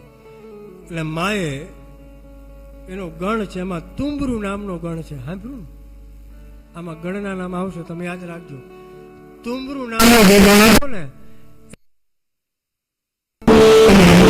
પર્વત ઉપર જાઓ, ત્યાં જઈ અને બિંદુક નામનો પ્રેત છે એને તમે શિવપુરાણ કથા સંભળાવો, જેનાથી એનો મોક્ષ થશે. એટલે તુંબરુ છે વિંધ્યાચલ પર્વત ઉપર ગયો. ઓલા પ્રેતને પહેલા તો શાંતિથી બાંધીને ઊભું રાખ્યું, પ્રેતને એક જગ્યાએ બેહાડ્યું, પછી 9 દિવસની કથા સંભળાવી અને ત્યારબાદ છે એ બિંદુકે 9 દિવસ કથા સાંભળી અને બિંદુકનો પણ મોક્ષ થયો. તો કહે છે કે યદમ શૃણુયાદ ભક્ત્યા કીર્તયદ્વા સમાહિતઃ સભુક્ત્વા વિપુલાન ભોગાન અંતે મુક્તિમ વાપનુયાત. આ પ્રાચીન ઇતિહાસની કથા જે કોઈ પણ સાંભળે છે ને એને વિપુલાન ભોગાન પ્રાપ્યતે, અને ઘણા બધા ભોગો પણ પ્રાપ્ત થાય, અંતે એનો મોક્ષ પણ થાય છે. પછી તો શિવ પુરાણની શ્રવણ વિધિ બતાવી. તો સૌથી પહેલા તો કોઈ સારા જ્યોતિષાચાર્ય પાસે જવું જોઈએ અને શિવ પુરાણનું મુહૂર્ત કઢાવવું પડે. શાસ્ત્રીજી અદા જે કાંઈ મુહૂર્ત આપે કે ભાઈ આ દિવસોમાં કથા કરવા જેવી છે. પછી તો કંકોત્રી બનાવી, આમાં લખ્યું છો, પછી કંકોત્રી છાપવી જોઈએ અને બધાને કંકોત્રી વહેંચવી જોઈએ કે ભાઈ આ જગ્યાએ અમે કથાનો આરંભ કરવા જઈ રહ્યા છીએ, તો તમે બધા પધારજો. અને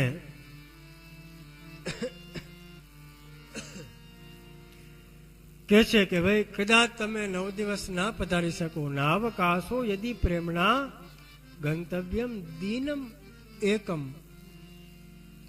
કદાચ તમે 9 દી ના પધારી શકો તો એક દિવસ આવજો, આવું વિનમ્ર ભાવે કેવું જોઈએ. ત્યારબાદ છે જે જગ્યાએ કથા થવાની છે જગ્યાને પવિત્ર બનાવવી જોઈએ. ત્યાં આપણે હેમાદ્રી શ્રવણ ગઈકાલ કર્યું ને, તો પ્રાયશ્ચિતની વિધિઓ થવી જોઈએ. ત્યારબાદ સ્થાપનો કરવા જોઈએ, સ્થાપિત દેવતાઓની પૂજા કરવી જોઈએ, બ્રાહ્મણોની પૂજા કરવી જોઈએ અને બધામાં શ્રદ્ધા રાખી અને પૂજન બધું થવું જોઈએ. પછી કહે છે કે કોઈ એવી રીતના વ્યાસપીઠ બનાવવી જોઈએ, વક્તાનું ચયન કરવું જોઈએ અને ભાવથી કથા સાંભળવી જોઈએ. આવા બધા નિયમો બતાવ્યા છે. ધૂર્ત વ્યક્તિ હોય એ લોકોને કથા સંભળાવવી જોઈએ નહીં. સારા માણસને જ કથા આપવી. જો સારું જ્ઞાન હોય ને, ભગવદ્ ગીતાના અંતે ભગવાન શ્રી કૃષ્ણ અર્જુનને કહે છે કે અર્જુન, આજે મેં તને આ જે ગીતા જ્ઞાન આપ્યું ને, જ્ઞાન યોગ, કર્મ યોગ, ભક્તિ યોગ, આ બધું મેં તને આપ્યું ને, એ કોઈ સારા વ્યક્તિને સંભળાવજે, અપાત્રને દેતો નહીં. શું કામે? કારણ કે જો અયોગ્ય વ્યક્તિને તમે જ્ઞાન આપો ને તો એ તમારું જ્ઞાન પાણીમાં જાય, એનું કોઈ મહત્વ છે નહીં. બરોબર. સ્વાતિ નક્ષત્રમાં એ વરસાદનું બિંદુ એ સીપમાં પડે ને તો એમાંથી મોતી થાય.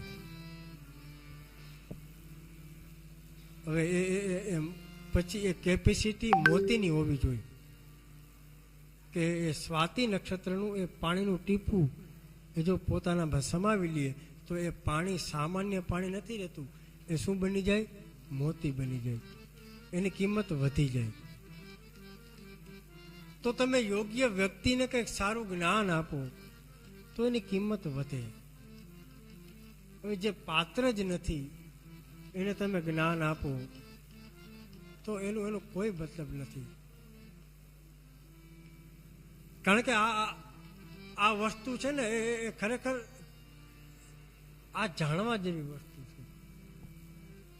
આ કોઈ કુપાત્રને અજાણ્યાને આ વસ્તુ આપવી જોઈએ નહીં. ગંગા સતી કહે છે, અદ્ભુત છે, ખાલી એમને જ કે જાણ્યા રે જેવી અજાણ છે આ વસ્તુ, જાણ્યા રે જેવી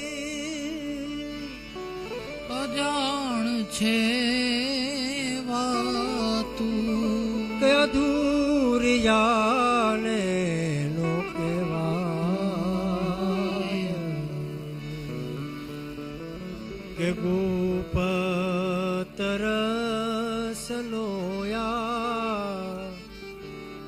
ખેલ છે અટપટો અને આટી મેલો તો હે સમજાય રે વીજળી ને ચમકારે મોતીડા કરોડો પાર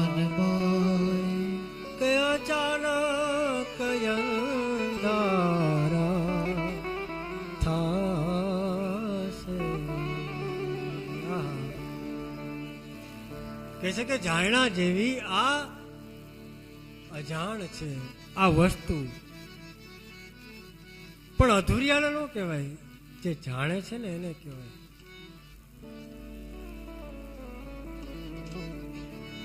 તો ત્યારે એ કહે છે કે કથામાં આમંત્રણ બધાને દેવું, કથા બધાને સાંભળવાનો અધિકાર છે, પણ ધૂર્ત જે વ્યક્તિ છે એને ક્યારેય કથા સંભળાવી જોઈએ. હવે જો એક બીજી ખૂબ મહત્વની બાબત છે, તમને કહી દઉં.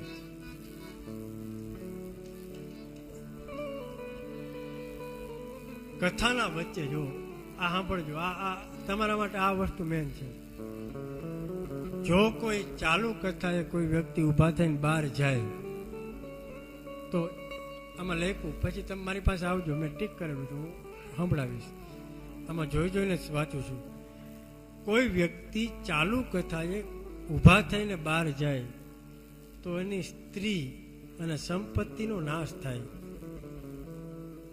બધા સ્ત્રી વાળું તો સમજ્યા, સંપત્તિ વાળું ઈ ખોટું. કંટાળ્યા હોય એમ કે હોય રહ્યા એમ, પણ આ સંપત્તિ એ યોગ્ય નથી. એક પતિ પત્ની હરિદ્વાર આવ્યા, પણ એ પત્ની એવી માથાભાઈ રહે કે ઓલો જે કાંઈ કે ને એનું ઊંધું જ કરવાનું, બધું ઊંધું. કે ભાઈ સવારમાં 5 વાગે ઉઠી જાય એટલે ઓલી 10 વાગે ઉઠે, કે મારા કપડાં ધોઈ નાખે એટલે ઓલી ધોવે જ નહીં. કે આપણે ગંગા કિનારે નાવા જવાનું, ધરાણ બાથરૂમમાં નહીં, જી કે ઊંધું જ કરે. એટલે ઓલો સમજી ગયો કે હવે આને ઊંધું કે હું તો હોરું કરશે. તો કે કાલ ખબરદાર 5 વાગે ઉઠી, તો કાલ 11 વાગે ઉઠી, ઓલી 5 વાગે ઉઠી ગઈ. એ કે હવે ખબરદાર જો બાત ગંગાજીમાં નાહી તો ધ્યાન રાખજે, પાણી બહુ ઠંડુ છે, ગંગાજીમાં પગ મુકાયું નથી, નાતી જ નહીં, બાથરૂમમાં જ નાવાનું. ઓલી હવે 5 વાગ્યામાં ગંગાજીમાં ડૂબકી મારી એવી. એટલે ભાઈને થયું કે હવે બરોબર હાલે છે. હવે ગયા હરકી પેઢી નાવા, બરોબર પાણીનું ખૂબ તાણ હતું. એટલે ઓલા ભાઈને થયું કે આ મોકો છે બરાબરનો. હાકર પકડીને 2 માણા ઉભા હતા, એમાં ઓલા ભાઈ વિચાર્યું કે આ મોકો છે, કોઈ આજુબાજુ હતું ને, કીધું ખબરદાર ઊંડા પાણીમાં ગઈ તો આઈને આજે જાતિની ગંગાજીમાં તણાઈ જાય છે. એટલે ઓલી કે તમે કેમ કરવું જ નહીં, ધરાણ ઊંડા પાણીમાં ગઈ અને બેન તણાઈ ગયા. અને ઓલો કે ગંગા મૈયા કી છે. તો હા, તો કહેવાનો ભાવ એ હતો કે કોઈ કથાની વચ્ચેથી કોઈ વ્યક્તિ ઊભા થાય તો એની સ્ત્રી અને સંપત્તિ બંને નાશ થાય. કોઈ માથા ઉપર કઈ પાઘડી પહેરતા હોય ને, ગણાય ટોપી પહેરતા હોય, એવું માથે બાંધીને કોઈ કથા સાંભળે તો એને ત્યાં જે પુત્ર ઉત્પન્ન થાય ને એ બધા મહાપાપી કલંકી પુત્ર ઉત્પન્ન થાય, કલંકી દીકરા ઉત્પન્ન થાય. કોઈ પછી આપણે આશા રાખીએ કે મારા દીકરા મંદિરમાં પગે લાગવા જાય તો એવા દીકરા ઉત્પન્ન થાય નહીં, તો આવા પાપી દીકરાઓ ઉત્પન્ન થાય. કોઈ માણસ વ્યાસપીઠ છે એની ઊંચાઈથી આની જે ઊંચાઈ છે એના કરતા વધારે ઊંચું કોઈ સ્ટેજ રાખીને કથા સાંભળે તો નરકમાં જવું પડે, અને બીજો જન્મ એને કાગડાનો મળે. કેનો મળે? કાગડાનો. પછી કોઈ વ્યક્તિ વીરાસનમાં બેસીને, વીરાસનમાં ખબર પડે ને, હનુમાનજી જેમ બેસે એમ, વીરાસનમાં બેસીને કોઈ વ્યક્તિ કથા સાંભળે તો એને અનેક જન્મો સુધી નરકમાં વાસ મળે, અને પછી એને હર યોનિમાં પ્રાપ્ત થાય છે. કે ભાઈ અદા હોલ તો મોટો છે, બરોબર, તમે હુતા હું વાંધો, અમને કાંઈ વાંધો નથી, તમે સામે બેઠા એ જ બહુ મોટી અમારી ઓલી કહેવાય. પણ હુતા કથા સાંભળવી જોઈએ નહીં. ઘણું બધું છે કે પવિત્ર વિચારો દ્વારા બેસવું જોઈએ. અને 7 દિવસ શાંતિથી કોઈ આને ઝઘડો ન કરવો, ગુસ્સો ન કરવો.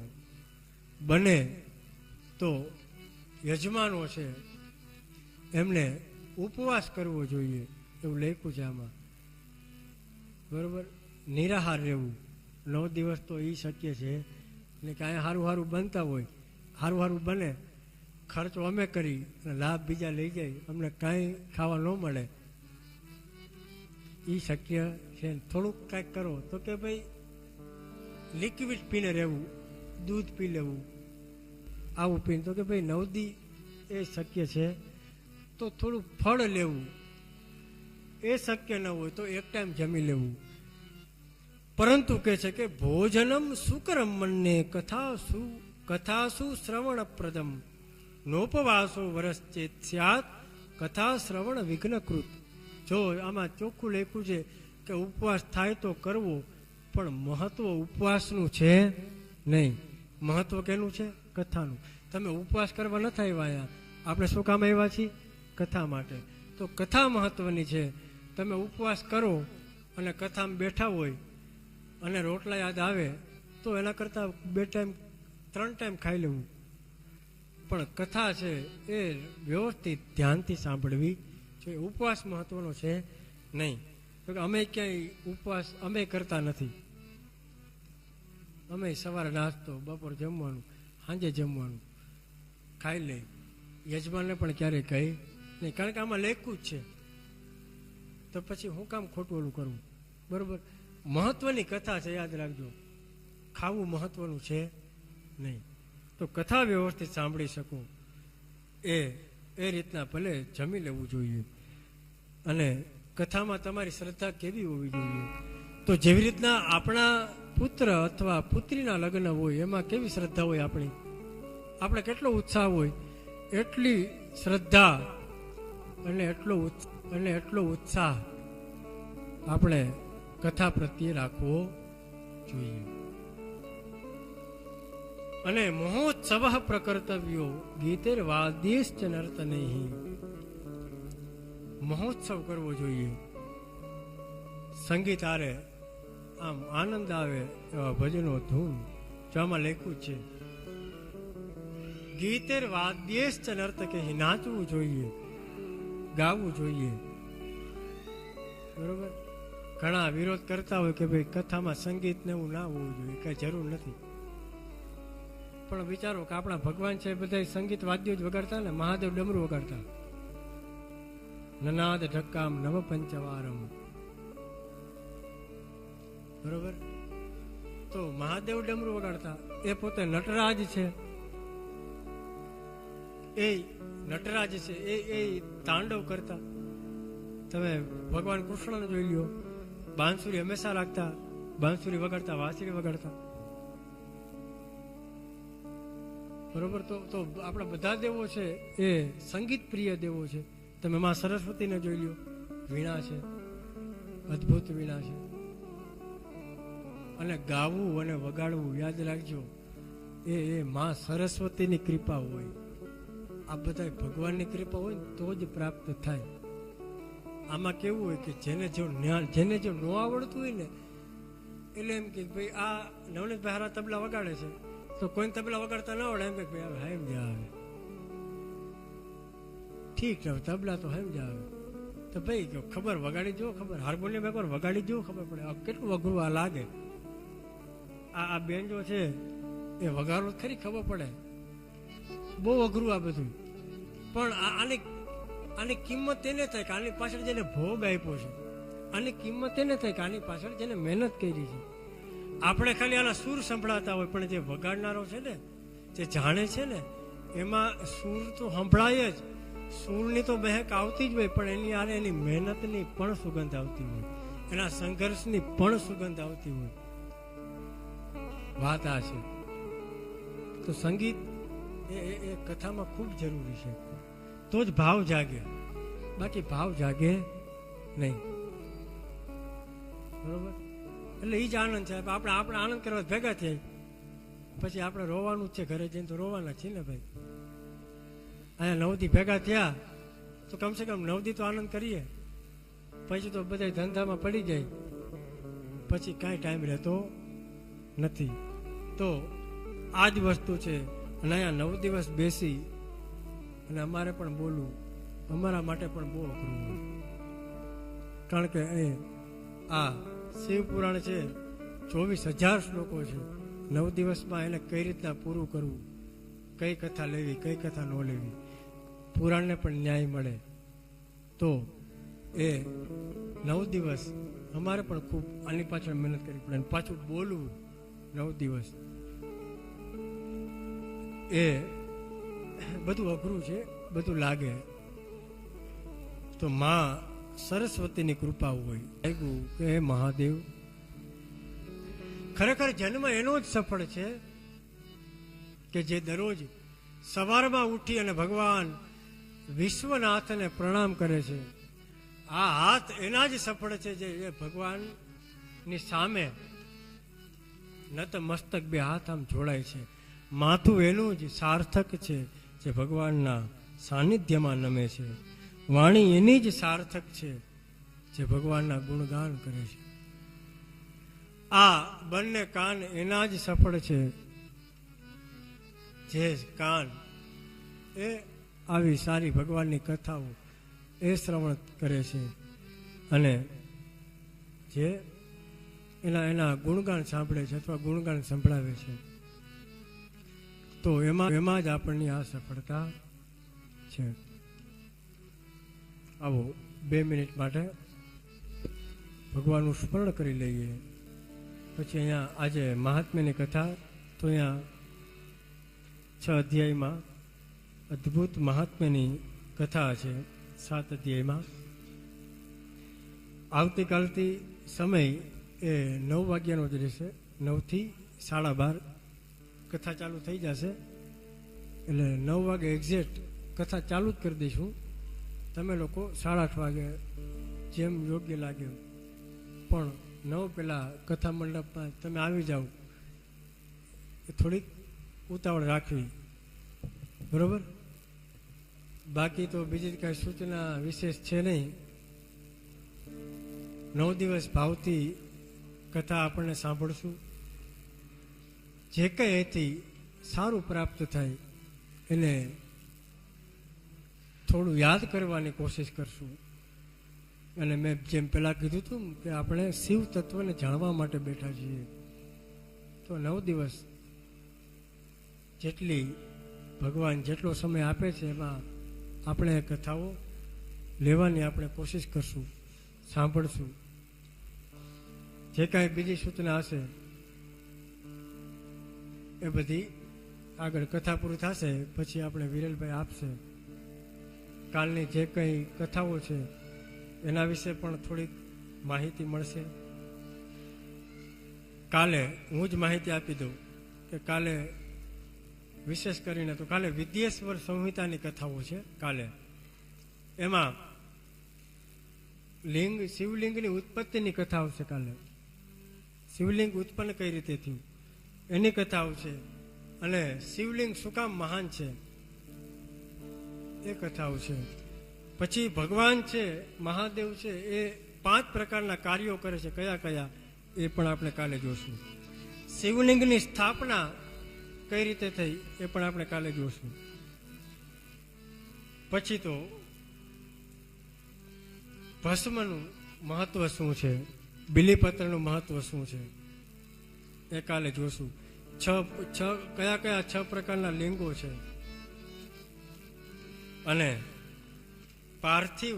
પાર્થિવેશ્વર જે લિંગ છે ને માટીના બનાવે એનું શું મહત્વ છે, આ બધી આપણે કથાઓ આવતીકાલે લેશું. જો દરરોજ કથાઓ છે બધી અદ્ભુત છે, બરોબર? અને બને ત્યાં સુધી મારો જ પ્રયત્ન રહેશે કે સરળ ભાષામાં હું જેટલું બોલી શકું, સરળ ભાષામાં જેટલું સમજાવી શકું એ રીતના હું બોલવાની કોશિશ કરીશ. તમને કંટાળો ના આવે એવી રીતના થોડીક કોશિશ કરીએ. કારણ કે થોડાક વચ્ચે 1-2 જોક કઈ રીતના વાત કીધું તમે હળવાપૂર થઈ જાઓ, બરોબર? એ રીતના આપણે 9 દિવસ પહેલો દિવસ પૂરો થઈ ગયો. હવે પછીના 8 દિવસ આપણે એ પ્રકારે દરરોજ 9 થી 12:30 ક્રમ રહેશે કથાનો. તો એ પહેલાં આપણો જે કાંઈ પણ ક્રમ છે બધું પૂર્ણ કરી લેવું. આવો 2 મિનિટ માટે ખાલી મહાદેવનું સ્મરણ કરીએ. હે ભાવથી શિવ ભજી લ્યો જાવું કૈલાસમાં. ભાવથી શિવ ભજી લ્યો જાવું કૈલાસમાં. હે ભાવથી શિવ ભજી લ્યો જાવું કૈલાસમાં. હે ભાવથી શિવ ભજી લ્યો જાવું કૈલાસમાં. હે આળસ ને ઊંઘ તજી દ્યો જાવું કૈલાસમાં. હે આળસ ને ઊંઘ તજી દ્યો જાવું કૈલાસમાં. ગંગાનો કિનારો ને સદગુરુનો સહારો. ગંગાનો કિનારો સદગુરુનો સહારો. ગંગાનો કિનારો ને સદગુરુનો સહારો. ગંગાનો કિનારો સદગુરુનો સહારો. અને જાગી જાજીવડા રે અંતે જાવું કૈલાસમાં. હે જાગી જાજીવડા રે અંત જાવું કૈલાસમાં. હે ભાવથી શિવ ભજી લ્યો જાવું કૈલાસમાં. હે ભાવથી શિવ ભજી લ્યો જાવું કૈલાસમાં.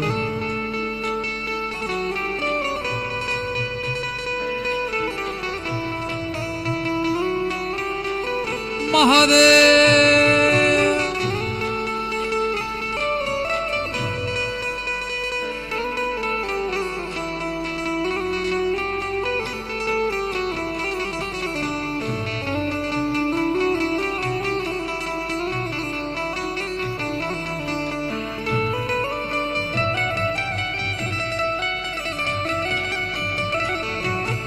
કામ ક્રોધ લોભ બધા દુશ્મન છે આપણા. કામ ક્રોધ લોભ બધા દુશ્મન છે આપણા. કામ ક્રોધ લોભ બધા દુશ્મન છે આપણા. હે કામ ક્રોધ લોભ બધા દુશ્મન છે આપણા. હે દિલમાંથી દૂર કરી દો જાવું કૈલાસમાં. દિલમાંથી દૂર કરી દો જાવું કૈલાસમાં. એ ભાવથી શિવ ભજી લ્યો જાવું કૈલાસમાં. ભાવથી શિવ ભજી લો જાવું કૈલાસમાં. ખોટું ન બોલવું ને ખોટું ન ચાલવું. ખોટું ન બોલવું ને ખોટું ન ચાલવું. ખોટું ન બોલવું ને ખોટું ન ચાલવું. ખોટું ન બોલવું ખોટું ન ચાલવું. એ ખોટું ના બોલવું ને ખોટું ન ચાલવું. ખોટું ન બોલવું ને ખોટું ન ચાલવું. એ ખોટા સૌ ખ્યાલ તજી દ્યો જાવું કૈલાસમાં. ખોટા સૌ ખ્યાલ તજી દો જાવું કૈલાસમાં. એ ભાવથી શિવ ભજી લ્યો જાવું કૈલાસમાં. ભાવથી શિવ ભજી લો જાવું કૈલાસમાં. એ જાવું કૈલાસમાં. જાવું કૈલાસમાં. એ જાવું કૈલાસમાં. જાવું કૈલાસમાં. બોલીએ શ્રી સોમનાથ મહાદેવ કી જય. વિશ્વનાથ મહાદેવ કી જય. ઓમ નમઃ પાર્વતી પતયે. હર મહાદેવ.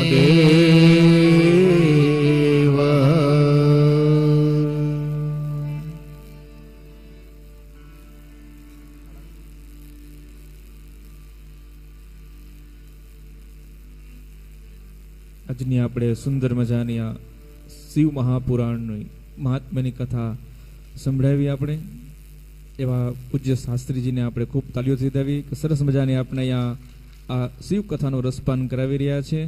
તો આની અંદર આપને પણ રસતરબોળ કરી દીધા. એવું જ આ શિવ મહાપુરાણ આવતીકાલે પણ આપણે ફરી પાછું પ્રાતઃ સત્રની અંદર સવારે બરોબર 9 વાગે આ કથાનો આપણે પ્રારંભ કરવાના છીએ. તો બધા જ આપણા બધાના નિત્યક્રમની અંદર બધા જ પૂર્ણ કરી અને બરોબર 9 વાગે આપણા વ્યાસજી જે આપણા કથા મંડપની અંદર પધારે એ પહેલાં દરેક શ્રોતાઓએ આપણે અહીં અવશ્ય આવી જવું એવું ખાસ બધાને સૂચના પણ છે. વિનંતી સાથેની સૂચના આપણે કરીએ છીએ કે કારણ કે કથાનો પણ એક નિયમ છે કે કથા સાંભળવાના શાસ્ત્રીજી નિયમ સમજાવ્યા આપને. તો એક આસન ઉપર પણ બેસવું, પણ વક્તા આવે ને એ પહેલાં શ્રોતાઓએ ત્યાં આવી જવું જોઈએ. શ્રોતાઓ આવે એની જગ્યા ઉપર બેસી જાય, સ્થાન ગ્રહણ કરી લઈએ, પણ જ્યારે વક્તા આવે ને ત્યારે આપણું સ્થાન ઉપર આપણે ઊભા થઈ એમનું સ્વાગત આપણી જગ્યા ઉપર ઊભા કરવાનું અને ત્યાર પછી આપણી જગ્યા પુનઃ પાછું આપણે બેસી જવાનું. પણ આપણે ક્યારે કરી શકીએ તો કે વક્તા આવી ગયા પહેલાં આપણે બેસી ગયા હોઈએ તો. એટલે પણ ખાસ આપણે એ પણ ધ્યાન રાખીશું કે જ્યારે આ મંડપની અંદર કથાની અંદર હોલની અંદર પ્રવેશ કરીએ ને ત્યારે થોડાક આસમનાઓ પણ નિયમો છે કે અહીંયા સુધી આપણે ચપ્પલ પહેરીને આવીએ છીએ. તો શક્ય હોય તો આ સામે જે ગેટમાં અંદર પ્રવેશ કરીએ છીએ ને ત્યાં જ આપણે લાઈનમાં આપણે બધા ચપ્પલ ઉતારીશું. અસ્તવ્યસ્ત આ જોઈએ આપણે એમ કે જેવી રીતના ગુજરી બજારમાં બધા બેઠા હોય ને એવા ચપ્પલ આપણે બધા ત્યાં પડ્યા હોય છે. એટલે આ આપણે સ્વયં નિયમનું પાલન કરવાનું છે. શું કામ?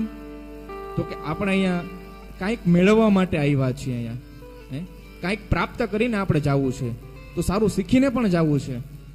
તો એ સારું શીખવાનું શું છે તો કે ડિસિપ્લિન, આપણું પ્રમાણિકતા, આપણો વ્યવહાર, આ દરેક વસ્તુ આપણે આમાંથી પ્રાપ્ત કરવાની છે કે સારું જીવન આપણે જીવી શકીએ.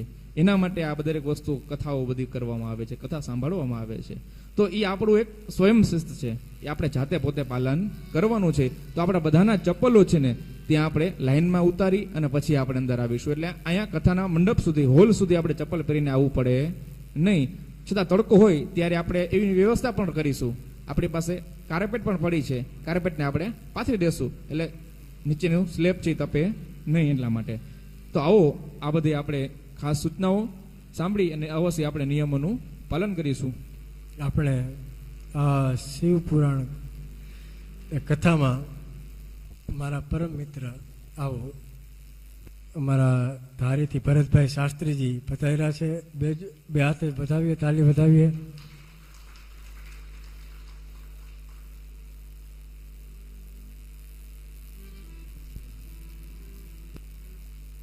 આમ અમારા પરમ મિત્ર છે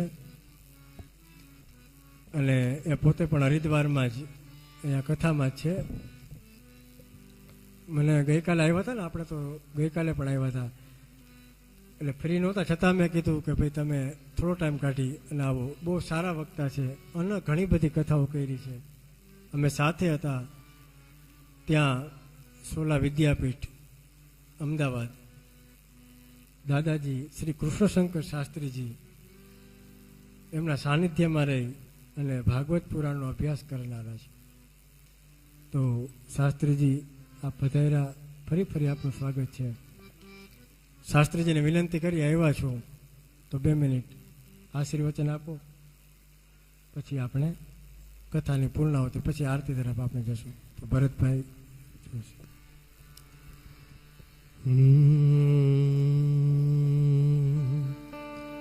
સચ્ચિદાનંદ રૂપાય વિશ્વોત્પત્યાદિહેતવે તાભદ્રય વિનાશાય શ્રી કૃષ્ણાય વયમ નમઃ.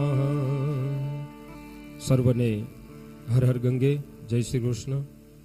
પરમ પૂજ્ય શાસ્ત્રીજી નિતિનભાઈ શાસ્ત્રીના ચરણોમાં વંદન, તેમજ અહીંયા મારે વિરલભાઈ શાસ્ત્રીજી છે એમને પણ વંદન, ભૂદેવોને વંદન, સંગીતજ્ઞો અને આપ સર્વ વાલા બ્રાહ્મણ પરિવારોને દરેકને ચરણોમાં વંદન.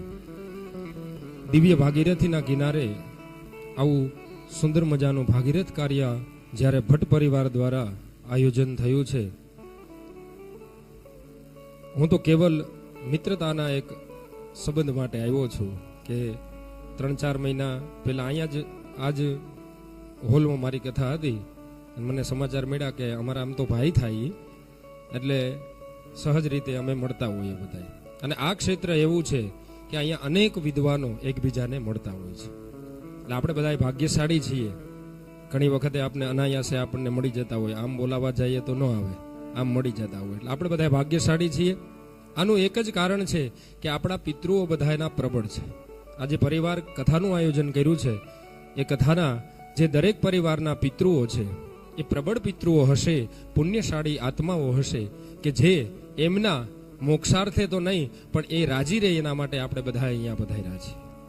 તો શાસ્ત્રમાં એવું કીધું, અન્ય ક્ષેત્રે કૃતમ પાપમ તીર્થ ક્ષેત્રે વિનશ્યતિ. આવ્યા જ છો અને 9 દિવસ સુંદર મજાનું શિવપુરાણની કથા આજથી પ્રારંભ થઈ છે. આજે પ્રથમ દિવસ પૂર્ણ હમણાં થઈ જશે. 9 દિવસનું આપણું ભાગ્ય છે અહીંયા. 9 દિવસનું આપણું ભાગ્ય છે અહીંયા લઈને આવ્યા છીએ. આપણે કેટલું લેવું, શાસ્ત્રીજી ને વિરલભાઈ ને આ બધા તો આપણને આપશે જ, પણ આપણે કેટલું લેવું એ હવે આપણે વિચારવાનું છે. અહીંયા જ્ઞાન ને જ્ઞાન જ છે. જ્ઞાન ગંગા છે, ઉન્મત ગંગા છે, બધી જ ગંગાઓ છે. તમે બહાર નીકળો તો જ્યાં જાઓ ત્યાં ગંગાજી તમને મળશે. હવે આપણે નક્કી કરવાનું છે, એક તીર્થમાં આવ્યા છીએ તો બને તેટલું 9 દિવસ કથાનું શ્રવણ કરજો. અન્ય ક્ષેત્રે કૃતમ, તમે જે બહાર કરેલા પાપો છે એ આ તીર્થોમાં આવી અને પાપ નષ્ટ થઈ જાય છે. અને તીર્થ ક્ષેત્રે કૃતમ પાપમ વજ્રલેપો ભવિષ્ય. પાછું એવું જ ન કરતા કે અહીંથી જ આપણે કંઈક પાપ લઈને જઈએ તો એ પછી પાપ ક્યારેય પૂર્ણ થાય નહીં. એના માટે અલગથી પ્રાયશ્ચિત કરવું પડે. એટલે આપણે ભાગ્યશાળી છીએ અને સાથે સાથે બ્રાહ્મણ પરિવાર છો અને સાથે બ્રાહ્મણ વક્તા છે અને વિદ્વાનો આપણને મળ્યા છે. તો બસ એટલું જ આપ સર્વ લાભ લેજો અને ખૂબ કથા સાંભળજો. ભગવાન ખૂબ આપને રાજી રાખે. શાસ્ત્રીજીના ચરણોમાં વંદન કરી, વિરલભાઈ આચાર્યના ચરણોમાં વંદન કરી અને દરેકને જય શ્રી કૃષ્ણ, જય સનાતન.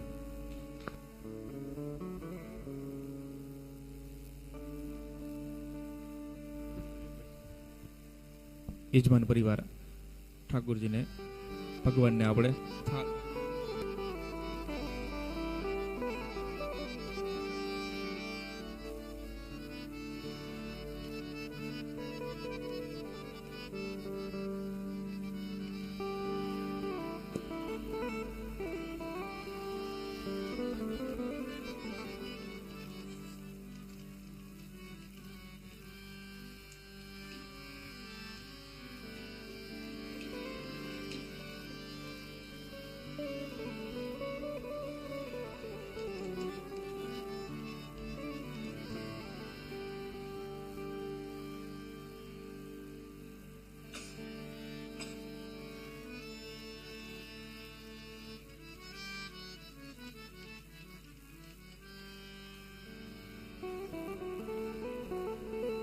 બોલ્ય નીલકંઠમ મહાદેવ કી.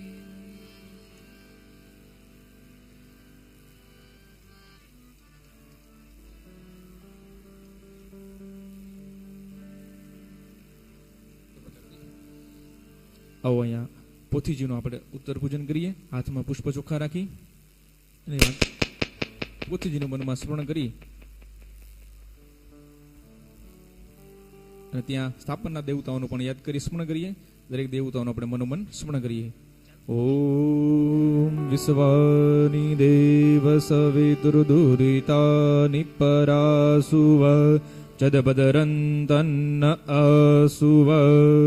ઓમ ભર્ભવસ્વ આવાહિતિરિતાભ્યો નમો નમઃ. શિવ મહાપુરાણાય નમો નમઃ. ઉત્તર પૂજનાર્થે ગંધાક્ષપાણીમ સમર્પયામિ. ત્યાં પોતીજી ઉપર પધરાવીએ. નૈવેદ્યમ નિવેદયામિ. તે સ્થાપનમાં પણ ભગવાનને આપણે નૈવેદ્ય અર્પણ કરેલું છે. પોતીજીને આપણે નૈવેદ્ય અર્પણ કરેલું છે. જલ્દી પ્રોક્ષણ કરી. જલેન સંપ્રોક્ષેત ધેન મુદ્રા અમૃતિકૃત્ય ગ્રાસ મૃદામ પ્રદર્શેત. દાબોત આંખાડો રાખી જમણા હાથથી આપણે જમાડી જવાના છે ભગવાનને. ત્યાં સ્થાપનના દેવતાઓને પણ આપણે ઉભા જમાડીશું અહીંથી. ઓમ પ્રાણાય સ્વાહ, અપાનાય સ્વાહ, વ્યાનાય સ્વાહ, ઉદાનાય સ્વાહ, ઓમ સમાનાય સ્વાહ. 4 વખત જલની ચમચી ભરી પધરાવીએ. ઉત્તરાપોષણમ સમર્પયામિ. હસ્ત પ્રક્ષાલનમ સમર્પયામિ. મુખ પ્રક્ષાલનમ સમર્પયામિ. કર્દવર્તનાર્થે આચમન્ય જલમ સમર્પયામિ. જ્વાલામાલિની નમો નમઃ. રત્નેશ્વર્યૈ નમો નમઃ. ચાલો આરતી લઈ લઈએ આપણે.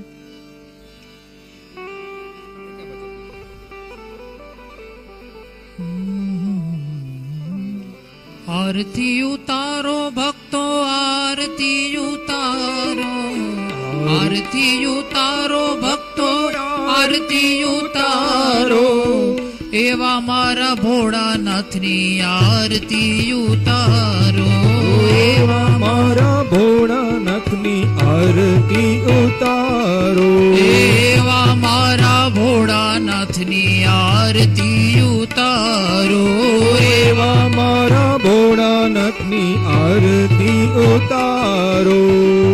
ડમ ડમ ડમ ડમ ડમરૂ વાગે, ડમ ડમ ડમ ડમ ડમરૂ બાજે, છમ છમ છમ છમ ઝાલર વાગે, છમ છમ છમ છમ ઝાલર વાગે, થઈ થઈ થઈ તો ભૈરવ નાચે, થઈ થઈ થઈ તો ભૈરવ નાચે. આરતી ઉતારો ભક્તો આરતી ઉતારો, આરતી ઉતારો ભક્તો આરતી ઉતારો, એવા મારા ભોળાનાથની આરતી ઉતારો.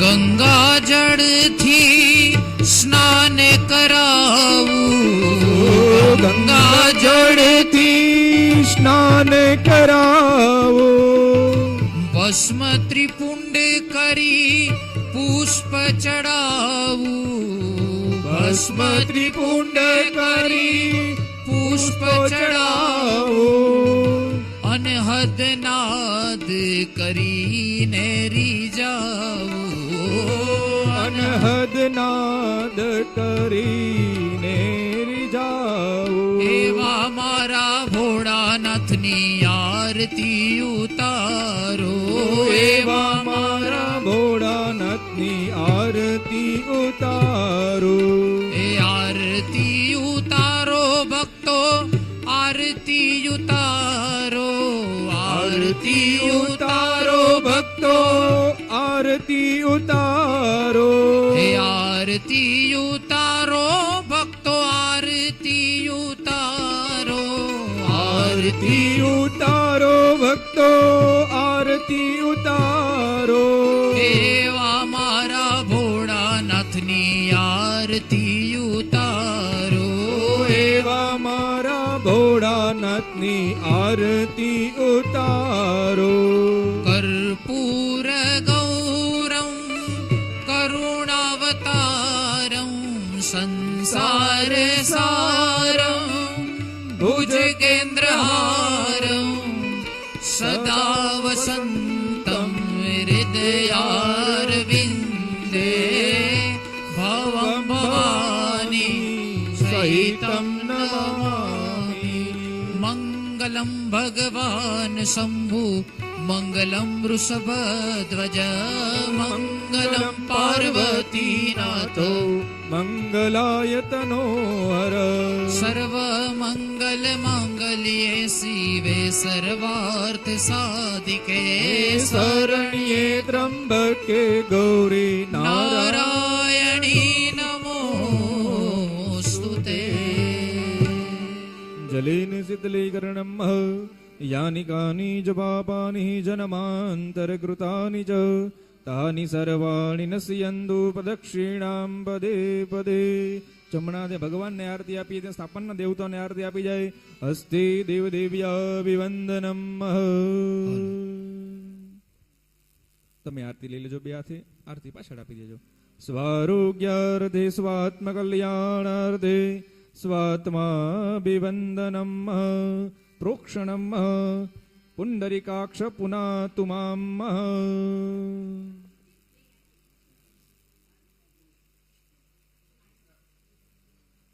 હાથમાં પુષ્પ રાખીએ, ભગવાનને મંત્ર પુષ્પાંજલિ અર્પણ કરીએ. હરિ ઓમ. જગનેન જગનમય જંત દેવ સ્થાનિ ધર્માણિ પ્રદમાન્યાસન્ન તેહના કમ મહિમાન સચંદ્રદ્રપૂર્વે સાધ્યા સંતિ દેવા વિદ્યા બુદ્ધિ ધનૈશ્વર્ય પુત્ર પૌત્રાદિ સંપદ પુષ્પાંજલિ પ્રદાનેન દેહિ મે વાંછિતો ફલમ. ઓમ ભર્ભવસ્વ આવાય સ્થાપિત દેવતાભ્યો નમો નમઃ. શ્રી શિવ મહાપુરાણાય નમો નમઃ. મંત્ર પુષ્પાંજલિ સમર્પયામિ. પ્રાર્થિત બે હાથ જોડી ભગવાન મહાદેવનું સ્મરણ કરી એમની પ્રાર્થના કરી જાય. મૃત્યુંજય મહાદેવ ત્રાહિ મામ શરણાગતમ. જન્મ મૃત્યુ જરા વ્યાધિ પીડિતમ કર્મ બંધને. મહામૃત્યુંજયાય નમો નમઃ. પ્રાર્થના પૂર્વક નમસ્કારાન સમર્પયામિ. પ્રદક્ષિણામ.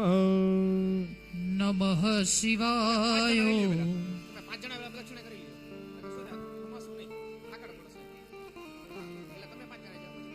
નમઃ શિવાય. નમઃ શિવાય. હર હર ભોલે. નમઃ શિવાય. નમઃ શિવાય. નમઃ શિવાય. હર હર ભોલે. નમઃ શિવાય. ગાઓ નમઃ શિવાય. નમઃ શિવાય. હર હર ભોલે. નમઃ શિવાય. નમઃ શિવાય.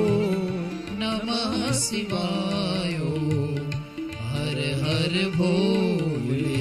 નમઃ શિવાય. નમઃ શિવાય. નમઃ શિવાય. હર હર ભોલે. નમઃ શિવાય. નમઃ શિવાય. નમઃ શિવાય. હર હર ભોલે. નમઃ શિવાય. નમઃ શિવાય. નમઃ શિવાય. હર હર ભોલે. નમઃ શિવાય. નમઃ શિવાય. નમઃ શિવાય. હર હર ભોલે. નમઃ શિવાય. ગૌ હર હર ભોલે. નમઃ શિવાય. હર હર ભોલે. નમઃ શિવાય. પ્રદક્ષિણામ સમર્પયામિ. ક્ષમાપન પૂર્વક નમસ્કારાન સમર્પયામિ. જલની ચમચી ભરી પધરાવી જાય. અનેન પ્રથમ દિન કૃત પૂજનેન શ્રવણેન કર્મ કૃતેન ભગવાન સામ સદાશિવ મહારુદ્ર પ્રિયદાન મમ. બોલો સોમનાથ મહાદેવ કી જય. તુલજા ભવાની માત કી જય. દ્વારિકાધીશ કી જય. રામચંદ્ર ભગવાન કી જય. હનુમાનજી મહારાજ કી જય. સદગુરુ ભગવાન કી જય. ઓમ નમઃ પાર્વતી પતયે. હર હર મહાદેવ.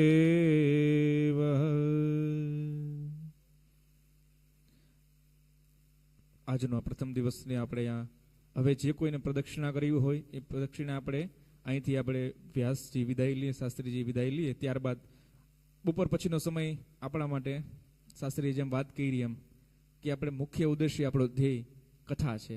એટલે એનું અનુલક્ષીને આપણે અહીંયા શું કરવા માટે ભેગા થયા છીએ, એકત્રિત થયા છીએ? તો કે કંઈક પ્રાપ્ત કરવા માટે, મેળવવા માટે. એટલે કંઈક આપણે સત્સંગ કરીએ અથવા તો કંઈક આપણે મેળવીએ તો એ પ્રદક્ષિણા કરવી આ એક આપણું ધર્મનું કાર્ય છે. એટલે જેને પ્રદક્ષિણા જેને કરવી હોય દરેક વ્યક્તિઓ પ્રદક્ષિણા બપોર પછીના સમયમાં આપણે કરી શકશું. જ્યાં કોઈને બારે દર્શન માટે જવું હોય દર્શન માટે પણ આપણે જઈ શકશું. પણ બરોબર સાંજના આપણો ભોજન પ્રસાદનો સમય 8 વાગ્યાનો છે. એટલે દરેકે શ્રોતાઓને ખાસ વિનંતી સાંભળવી કે 8 વાગે એટલે આપણે અહીંયા પ્રસાદ લેવા માટે પહોંચી જવું.